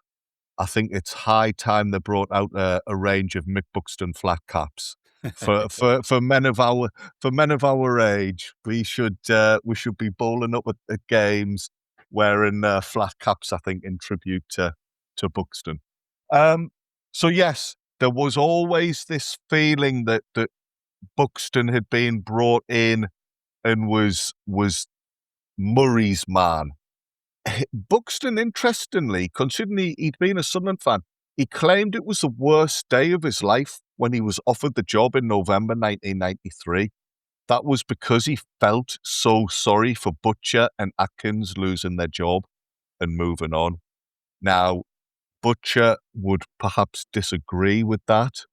He certainly felt a little bit sore about how the way he took it was that Buxton had schemed a bit behind the scenes and kind of manoeuvred himself into the position. He wasn't happy that Buxton didn't give him a courtesy call when Butcher's departure was announced. Now, I think perhaps that's a little bit of sour grapes, and we've discussed before. Malcolm Crosby would arguably say exactly the same things about Butcher. That's just how football is, you know. A manager moves on, somebody else takes his place. Butcher, for whatever reason, was a little bit unhappy, didn't really think Buxton's behaviour was right, but I cannot find anything else to substantiate that. I think that was just, he was lashing out a bit bit bit unhappy about the decision and was just going down swinging. And to be fair, who else would have taken the job at that point? You know, it was not an enticing proposition to take over at Sunderland in 1993. The squad was struggling. There was a lot of stuff happening behind the scenes. So you've got a bloke in the building already who has a very good reputation. He fits the role. He's got a passion for the club. He was probably the only option to take the job. He hadn't been a manager for a couple of years. He'd felt as if he'd done his time as a manager. As Martin, you said, he'd been really successful at Huddersfield in the 80s. In more recent times, he preferred being a coach. He appreciated the hands-on side of things on the training ground. When he'd first come to Sunderland, again, Butcher might disagree, he claimed that he never came to Roker Park with an eye on getting the main job. But then he did admit that because he was a fan, we were the only club he would ever change his stance on. No other club could have offered him the manager's position and he would have taken it. It was because it was Sunderland offering the job that he went back into a managerial position. As a player, he'd had a modest career, but mainly due to injury. He had been a very talented player, very high potential, but injuries held him back. He'd then gone on to become manager at Scunthorpe United, did a decent job there. At Huddersfield, as I say, he was popular. He guided them to 2 promotions in the early 80s. So that makes perfect sense in the timeline with you, Martin, about what you said about how, like, 85, when McMenemy was brought in, and then after that, mid to late 80s, he was linked with the job a few times. Well, he was bound to be because he'd done well at Huddersfield and he'd got the team up a couple of divisions. Prior to coming to Sunderland in the summer of 93, he was back at Huddersfield as being an assistant to a manager called Ian Ross. And Buxton's return was credited with the main reason why Huddersfield avoided relegation. He came in, he shook things up on the changing ground, brought a few methods in, helped Huddersfield avoid relegation, and they were gutted when he left to come to Sunderland. He was allowed to do so because he wasn't under a contract, but he'd come, done a great job there, helped Ian Ross, as I say, and then it was time for him to come to Sunderland. Another little thing that I hadn't realised at the time, but I found this when I was researching this dive I'm doing today. He'd had a little spell working with England under 21s alongside Laurie McMenemy. Now, Yeah, right. Laurie McMenemy is not a popular figure at Sunderland. I think that's putting it mildly. But for Buxton to be deemed good enough to work with England youth teams, that again suggests he was a highly respected figure and his methods were well thought of. As manager at Sunderland, he only had 76 games. The record was all pretty similar. We won 25, drew 24, lost 27. So it's not like he was particularly bad in terms of defeat, but I think the problem was when he first came in, he steadied the ship and he really got Sunderland on a much more even keel after Butcher, but then things went stale. Certainly when the following couple of seasons where Buxton started and hadn't just been parachuted in during an ongoing relegation battle, I think the feeling was he couldn't quite, he was able to get us solid, but he wasn't able to develop us any more than that. We spoke last week briefly, didn't we, about the debacle at Barnsley on the 24th of March. That was our 4th loss on the bounce under Buxton, our 6th defeat in 7. So a man who'd been brought in to get us away from relegation had now seen the club slip back into that danger area. And I think after the Barnsley game, which was his last game, when he left, I think we were back in the same position we were when he'd taken us over.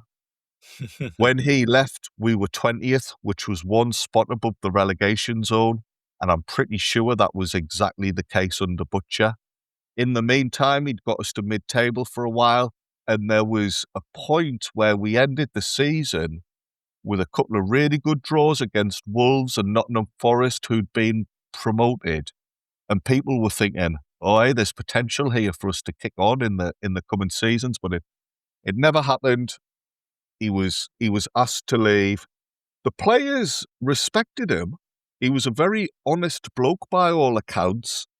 Often players felt they didn't know where they stood with managers, but Buxton was always fair, always looked people in the eye and told them what he was thinking.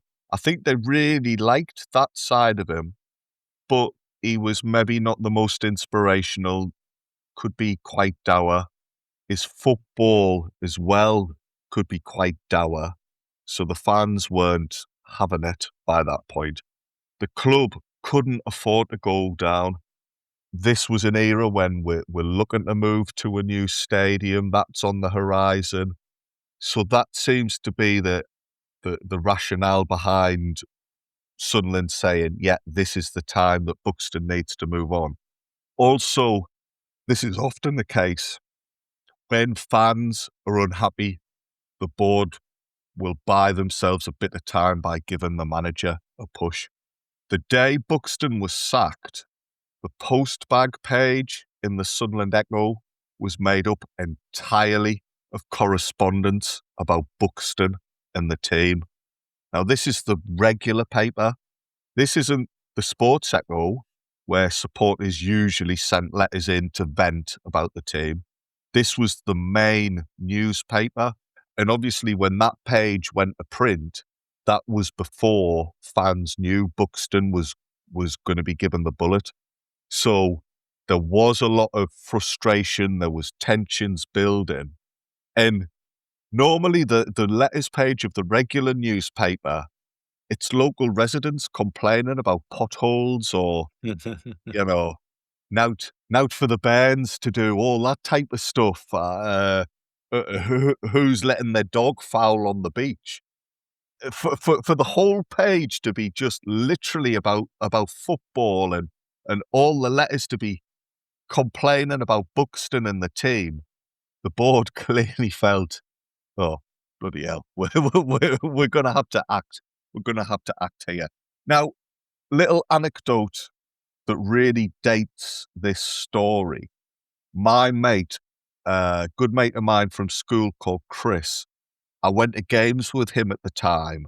There was a group of us actually at Montwearmouth School, and we were all big Sunderland fans. We were all match goers.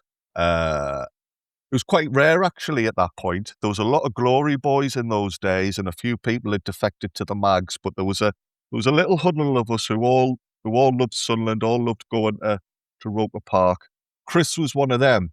He was on a school trip with the school footy team. He was a really good goalkeeper, Chris. They went down to Wembley to watch England. England played the night that Buxton had been sacked. And he rang me up asking for news because back then they'd heard down there, this gang of lads from Sunderland were down in London. They'd heard that Buxton had left, but no internet, no nothing like that. I don't know if the hotel they were staying in, if it had CFAX, it wouldn't have had like a northeast.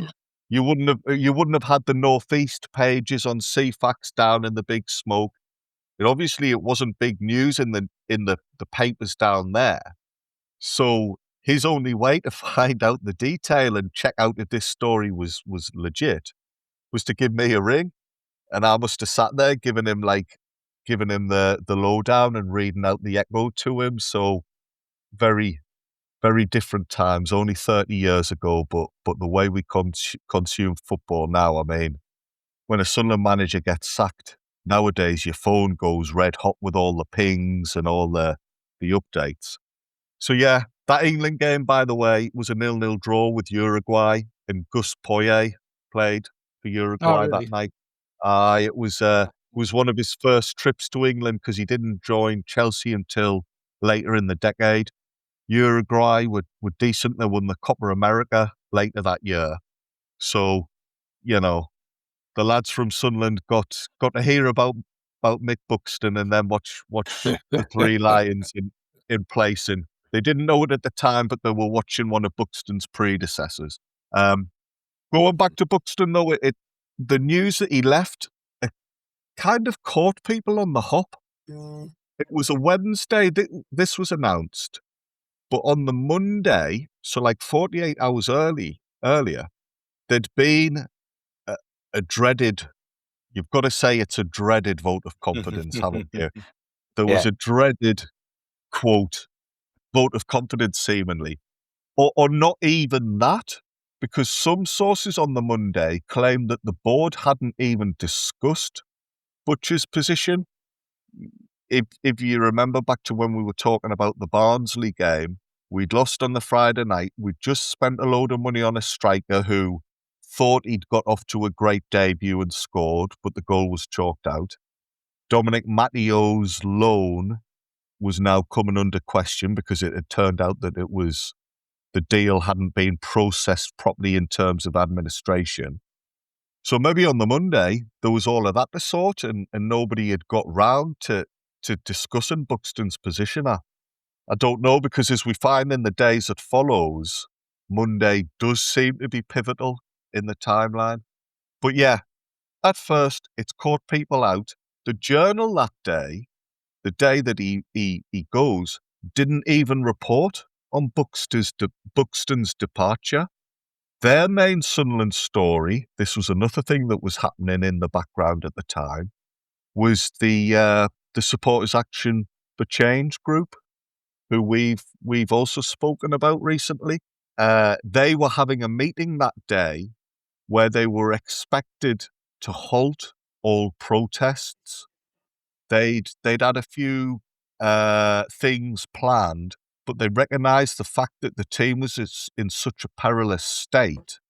They'd got a bit of flack for the red card protest in some quarters. Mick Buxton actually had spoken out about that and said that the red card protest at Stoke a few weeks prior hadn't helped the team. So this group were about to meet that day and suspend all action as a show of faith, and they didn't want to be distracting from the pitch. They wanted to be seen to be fully supporting the lads.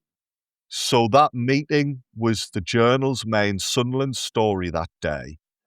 And alongside it, they were speaking yet another thing that was happening at Roper. It was all go at the time.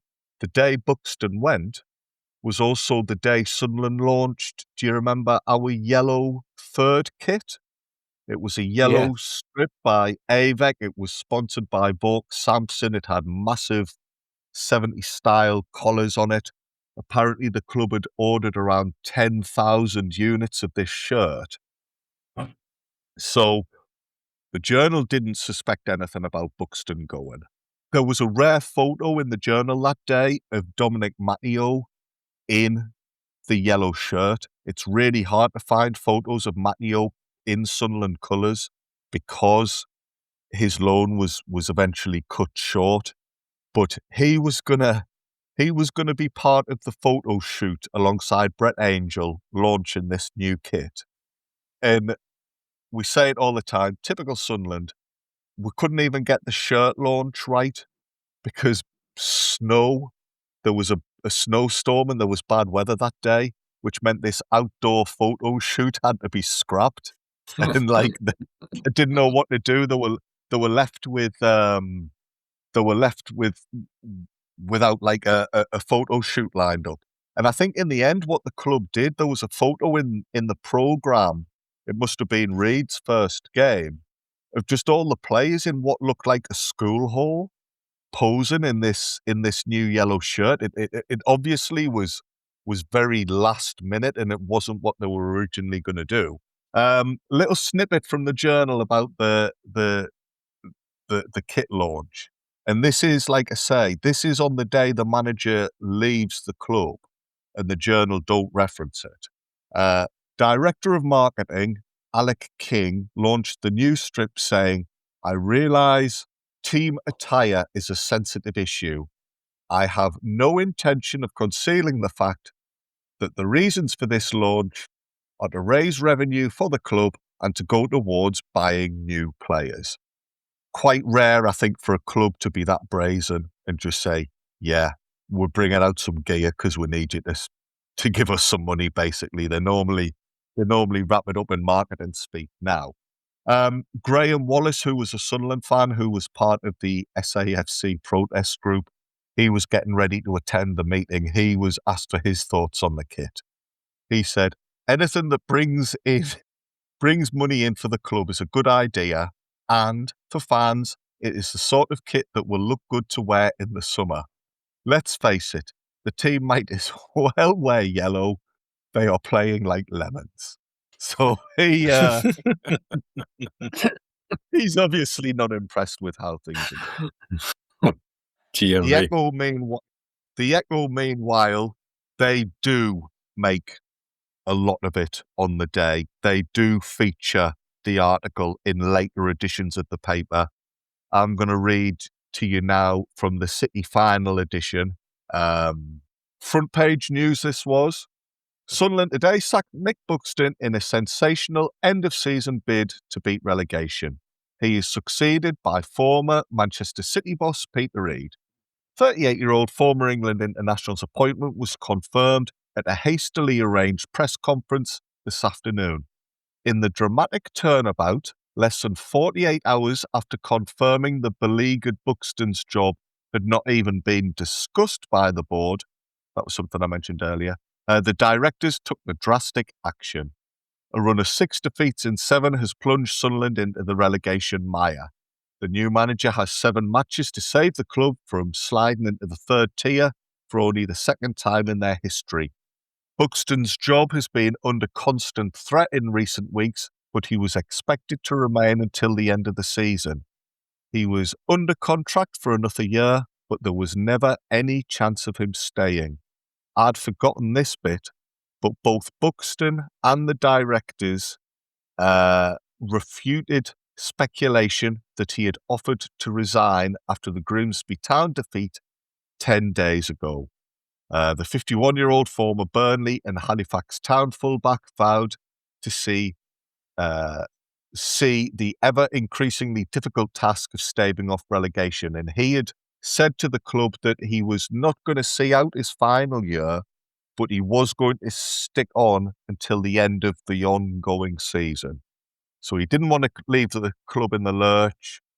He was going to hang around. He was going to give them his best in the meantime, but then the club decided not to wait. The other bit on the front page of the Echo that day was a comment. It was a column, presumably by the editor or about Jeff's story. It was unnamed, but this interested me. The Echo weren't very happy with how it had been handled. It said, all genuine fans will welcome Peter Reid to Roker Park and wish him success. But the club's inept handling of the management switch does not suggest that firm hands are on the levers of power. I mean, that's a big statement, like. The board met for 3 hours on Monday night and denied that Mick Buxton's position had even been discussed. That is hardly believable. Again, pretty stark stuff the Echo's saying there. Today it was planned to announce his sacking at an afternoon press conference in the knowledge that it would have been too late to appear in the city's prime source of news, the Echo. Fortunately, we got the information through a private contact and were able to tell our readers, Sunderland fans, of this important development. Why cannot the club be honest and open? Is it time for other changes at the top? Now, you don't expect the newspaper to editorialize, but they've been pretty firm in their point of view. They don't like how this is being handled. They feel as if the club are almost trying to. Start your day with Quaker Protein Instant Oatmeal. The instant oatmeal ready to help you tackle whatever your day brings. Like wrangling your toddler into their car seat. That was fun. Coaching your 6th graders soccer team. Go girls! And carrying all the groceries in one trip. Whew. Try Quaker Protein Instant Oatmeal, granola, and bars. Great taste and a good source of protein. Quaker, bring out the good. This episode is brought to you by Cologuard. Do you know what's really scary? Not screening for colon cancer when you turn 45. The Cologuard test is non-invasive, requires no special prep or time off work, and ships right to your door. In just 3 simple steps, Cologuard takes the scare out of colon cancer screening. If you're 45 or older and at average risk, ask your healthcare provider about the Cologuard test. Cologuard is available by prescription only. Learn more or request a prescription today at Cologuard.com/screen. Keep the fans in the dark, which seems a bit odd because you're going to find out sooner or later.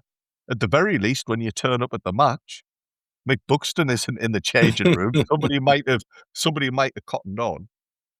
On the back page of the Echo that day, this contact's been in touch and filled them in with some of the background info. There's a big graphic there about the final countdown, Sunderland's survival battle, and a list of all of the fixtures that the teams fighting at the bottom have still got. Then Jeff Story goes into more detail. Sunderland have turned to former Man City manager Peter Reid to stave off the threat of relegation. The former Bolton, Everton, QPR and Man City midfielder took over today. He has just 7 games to beat the dreaded drop into the third-rate grade, starting with the visit of Sheffield United. Reid's appointment confirmed by Vice Chairman Graham Wood. This is a period when Bob Murray is quite quiet, and I don't even think Bob Murray was actual chairman. Technically, he wasn't. John Featherstone was, wasn't he? Yeah, he was focusing on the ground moves, so he'd taken a backward step. Vice Chairman Graham Wood has made a 2-stage agreement with Reid. His immediate brief is to keep Sunderland in the First Division, and his position will be reviewed at the end of the season. We obviously know what happens with Reid in the long term, and we discussed earlier about his transfer record in his final days. But the idea that Reid might not have stayed on is quite scary now when you think about what a force he was when he first came to Roker. Wood, who lives in Sheffield, travelled to Barnsley to have talks with Buxton this morning. Buxton still lived in Barnsley and was commuting, even though he was from the northeast originally. And though the final details of the remaining 15 months of his contract is still to be thrashed out, there was a mutual agreement that he should leave the club immediately.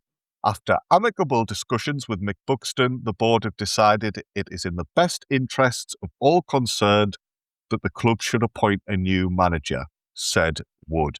The club is very grateful to Mick Buxton for his loyal and honest endeavours to succeed, and everyone regrets losing a man with such integrity.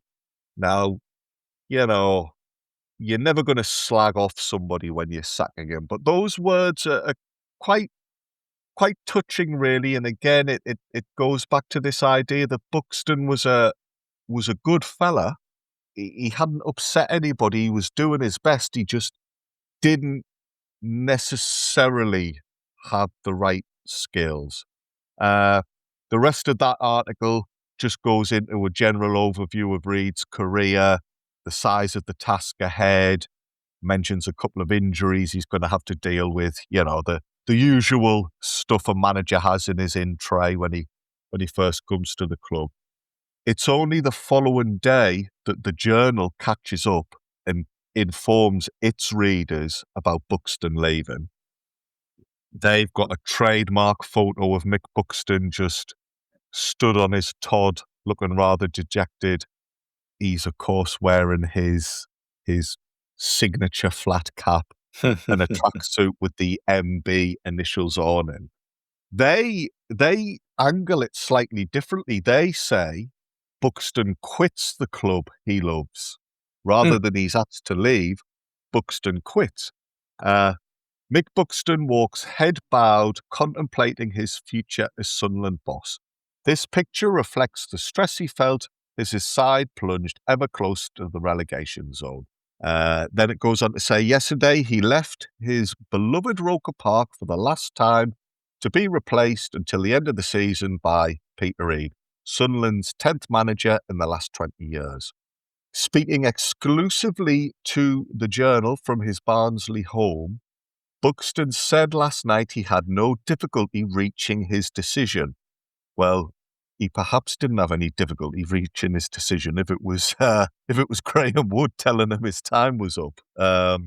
So everyone's going to have their different angle on it and going to make it sound as if they were the ones that came out of it smelling of roses. Buxton said he would not be discussing his reasons in public, but stressed he felt no malice towards the club and his supporters, both on the terraces and behind the scenes. There are some magnificent people at Sunderland, some truly terrific people, and I wish them and Sunderland all the very, very best for the future. I hope they win every one of their remaining games this season and go from strength to win even more. So he's being pretty magnanimous. He's taking it on the chin and he's speaking very well, I would say.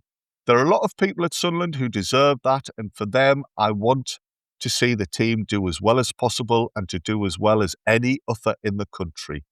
I will not be talking about what has happened, but the last 2 days have not been difficult for me. There have been no problems. The Journal then says it was 2 weeks ago that Buxton told Vice Chairman Graham Wood. So again, he's quite influential as Vice Chairman. He's taking a leading role in affairs at the club, Graham Wood. I think Graham Wood ran Triangle, who were a fuel and gas providers. They had a lot of adverts in the programme, and the scoreboard at Roker Park had their logo on for a long time. But yeah, told Graham Wood it was his intention to leave at the end of the season, come what may. But a flood of bad results, Sunderland have lost their last 4 games, brought that timescale forward. After a board meeting on Monday night, the directors gathered at a secret extra session. So this maybe clears up what did and didn't happen on the Monday. And decided to go for Reid after publicly backing Buxton. The board met with Reid on Tuesday. Wood said 2 weeks earlier we had been obliged to Mick Buxton for giving us advance warning of what he intended to do. So we had time to make our selection and go for our man. In the past, that has not always been the case. So again, Buxton's acted with a lot of honour there, and he's not kept anybody in the dark. Buxton signed a 2-year contract at the start of the season and is expected to receive a payout of £80,000. Wood added, after amicable discussions with Mick Buxton, the club has decided it is in the best interests of all concerned that we should appoint a new manager. We are very grateful to Mick Buxton for his loyalty and his honest endeavour to succeed. And everyone regards him here as a man with integrity. I think that was the same as what the Echo had said, but it's coming through time and time again that Buxton is a good, honest man. As you would expect, the day after, the Echo themselves, they have more on the fallout. They have a lovely picture of Peter Reid stood in the Roker end wearing his suit after being appointed. The Fulwell end's behind him. It's a cracking photo, and that's how I remember Roker Park when I close my eyes in its final years, looking at that. Yeah. The Echo were obviously not very happy the day before, but they've now had chance to take in the information, and they do a bit more. They have an interview with Reed. He said he's going to wipe the slate clean, and every player will be given the opportunity to press their claim. I really like this from Peter Reed. I am not one for long meetings, but I will be having a chat with the players before getting out on the training pitch, which is the most enjoyable part of the job. We will have a nice five-a-side and a bit of a laugh before preparing ourselves mentally for Saturday's match against Sheffield United. The reason that made me laugh was a nice bit of five-a-side. From what we understand, basically Peter Reed's training was very simple. It did the trick with the players because it was just permanent five-a-side and permanent head tennis. Every player took the head tennis seriously under Peter Reed, and it worked. It brought out a competitive edge amongst the players. It kept everybody lively and bubbly. There was no long runs or ridiculous boring sessions. It was all short and sharp. So straight from the off, this hallmark of Reed's time at Sunderland, it's in place from day one. He's setting his stall out. As for having a chat with the players, from what I remember, the chat with the players was him taking them all to Romano's in Clevedon and getting them all absolutely hammered, having a good old drink up with them all, and then sending the bill to Bob Murray. So, Bob Murray's busy trying to build the stadium and not even looking after first team duties. And then this huge receipt turns up from Romano's that he has to pick up. There's also more words from Buxton. Mick Buxton took stock of a 16-month managerial reign today, but he will keep his findings to himself. Shown the exit door mid-morning yesterday after an unexpected meeting at his Barnsley home with Vice Chairman Graham Wood, the 51-year-old Buxton has no immediate plans. There you go, he was 51, and without wanting to be rude, I'm not a huge kick in the arse off being 50.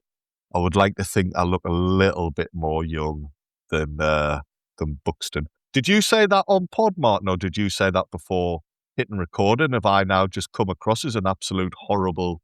No, I think it was on here. Yeah, football was different then. It was a stressful job, and it obviously made people age very quickly.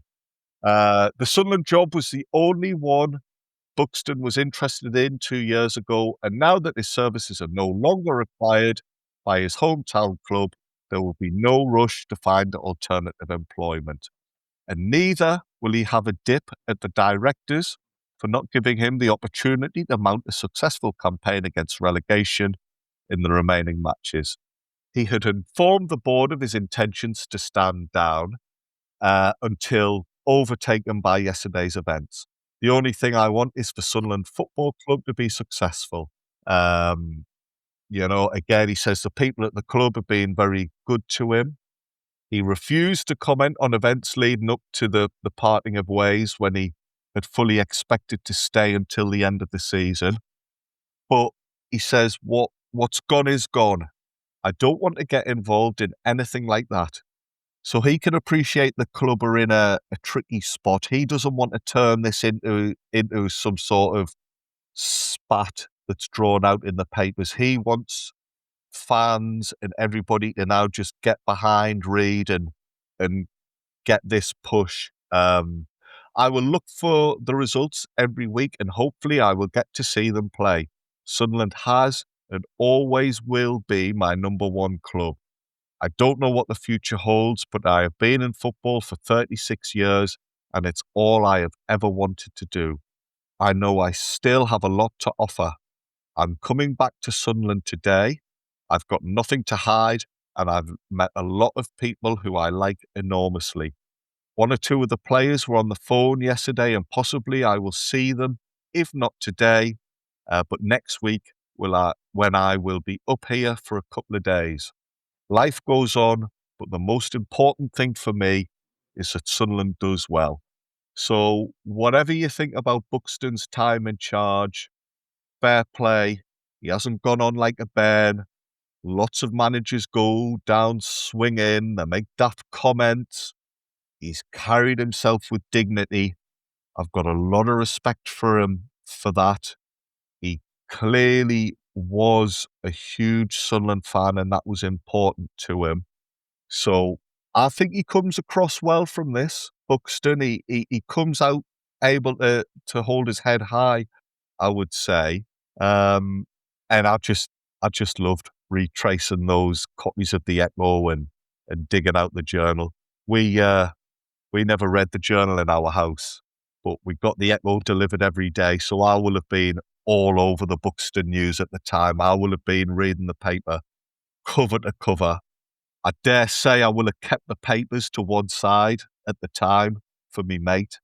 I don't know about you lads, but that was something we always did. Whenever I went on holiday, my grandparents would always keep the Sunday papers to one side so that when I came home, there'd be like a nice stack, a nice pile of papers for me to go through so I could read all the news, just so I didn't miss anything. If you went away from home and if you didn't buy the newspaper, things would happen and you would miss them. So yeah, I will have kept the Echoes to one side for me mate there, and just very different how we read about football, but it's a period I remember very well. And having reminded myself of the way Buxton left, I think my attitude on him has changed a bit because he was unpopular with the fans. Results were poor towards the end, and people were getting bored of him and being very critical. But you kind of fault him for the way he acted and for the way he put Sunderland first. He was obviously a very principled man, and his time was up. But thanks for your service, and obviously it was the start of the big revolution under Reid in the days that followed it. It all became a whirlwind after Mick Buxton moved on. It is. Arguably, if he hadn't been given the state the obvious, there would have been no Reid if Buxton hadn't have been there and brought the board to the point of sacking him. I always think when Mick Buxton came in, he made us a team that was really hard to beat, and I think he was a coach, not a manager. And what I was saying earlier, it just struck me when you were talking, Andrew, that Dennis Smith could have done with him. He should have been a coach with Smithy, and helped Smithy make the team harder to beat when they needed to be, because he definitely could do that. And his impact when he came in was tremendous when he took over from Butcham. I guess to a degree, changed the atmosphere in the dressing room as well. I think people knew where they stood with him. And I thought he made a big impression in 93, 94, that season, when he came in. But a coach, not a manager, I think, would be looking back on it. That would be my view of that. But he does see. I thought he always came across as an honest, upright, straightforward kind of bloke. And much more preferable to the backstabbing and the shenanigans and the never knowing where you stand with people. For sure. Different days.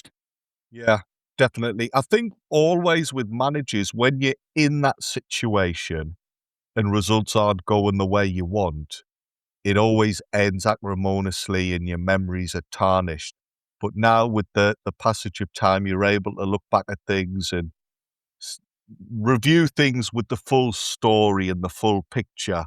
And yeah, had he not kept us up, maybe there would have been a world where Reid didn't come in and where the club didn't suddenly take off when the Stadium of Light opened. So, he had his part to play in Sunderland history. And also, I think I've written this before. George Crowe, the secretary who took over temporarily, he was Sunderland born. But in the history of Sunderland managers, I don't think there's ever been a Sunderland born manager. There was Crosby and Buxton, who were Sunderland fans growing up.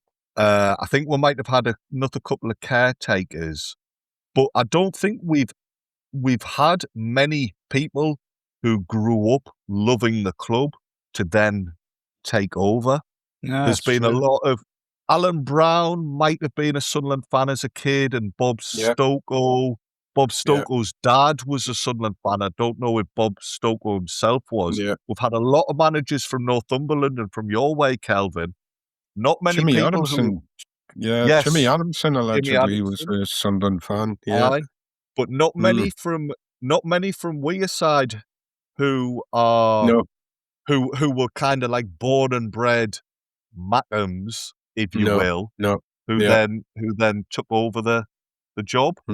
So just an interesting little thing, you know. Maybe Michael Proctor one day. Michael Proctor might take over one day. You never know. I thought Nigel Clough was going to be the one for a long time. I don't know that'll happen now. Yeah. Yes. Yeah. Definitely. Excellent. How you would light a $5 for every time his name cropped up. Yeah. It cropped up more often than Don Revy's. Right, that wraps us up for this week. Well done, chaps. Lots of thanks, Martin. Stuff in there.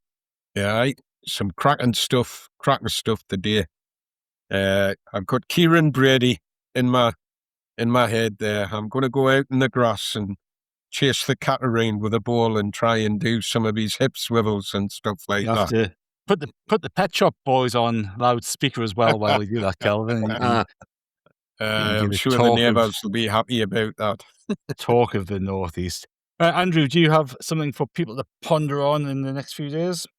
Yeah, I was just thinking there, if I went in the garden and tried to recreate Kieron Brady's moves, I'd do myself a mischief. I'd probably knock me hip out or something daft like that. Quiz question. It follows on from that Mick Buxton piece that I've just done there, and having just looked at the time and realised how long I spoke about Mick Buxton, I do apologise. That's taken up quite a lot of your time there, boys. But yeah, when Reid came in, his first game was on the 1st of April 1995. Next time we get together, we'll be talking about the period 30th of March to the 5th of April, I believe. His first game in the dugout, as I say, was against Sheffield United. It's another game I remember vividly. This time was like peak Sunderland for me. We got a vital 1-0 win, and the quiz question is, who scored the important winner that day? Who really helped Reid's days kick off with a bang? Very good. Very memorable game, and one that, and defined the next few years, didn't it? Because if that doesn't happen, who knows what happens? It's probably not worth thinking about. But yes, we look forward to that one next week. So all that leaves me to say is thank you very much, Kelvin. Thanks for having me. It's a pleasure as always, and thank you very much, Andrew. Again, thanks for having me, and thanks for listening. I hope you two enjoyed listening to me drone on, and I hope everybody else has had fun. It's been another good pod, I think. Yeah, and we will be back, of course, tomorrow on How We're the Podcast with another podcast for you. I'm not sure what we've got lined up for you. We've got a few weeks of inaction now after the weekend, so we've got a few different ideas lined up for you, but there will be a podcast every day. We can assure you of that. And of course, there'll be plenty of content for you over at rockerreport.sbnation.com to keep you entertained as well. We'll be back next week with another episode of On This Week. Until then, it's goodbye from us.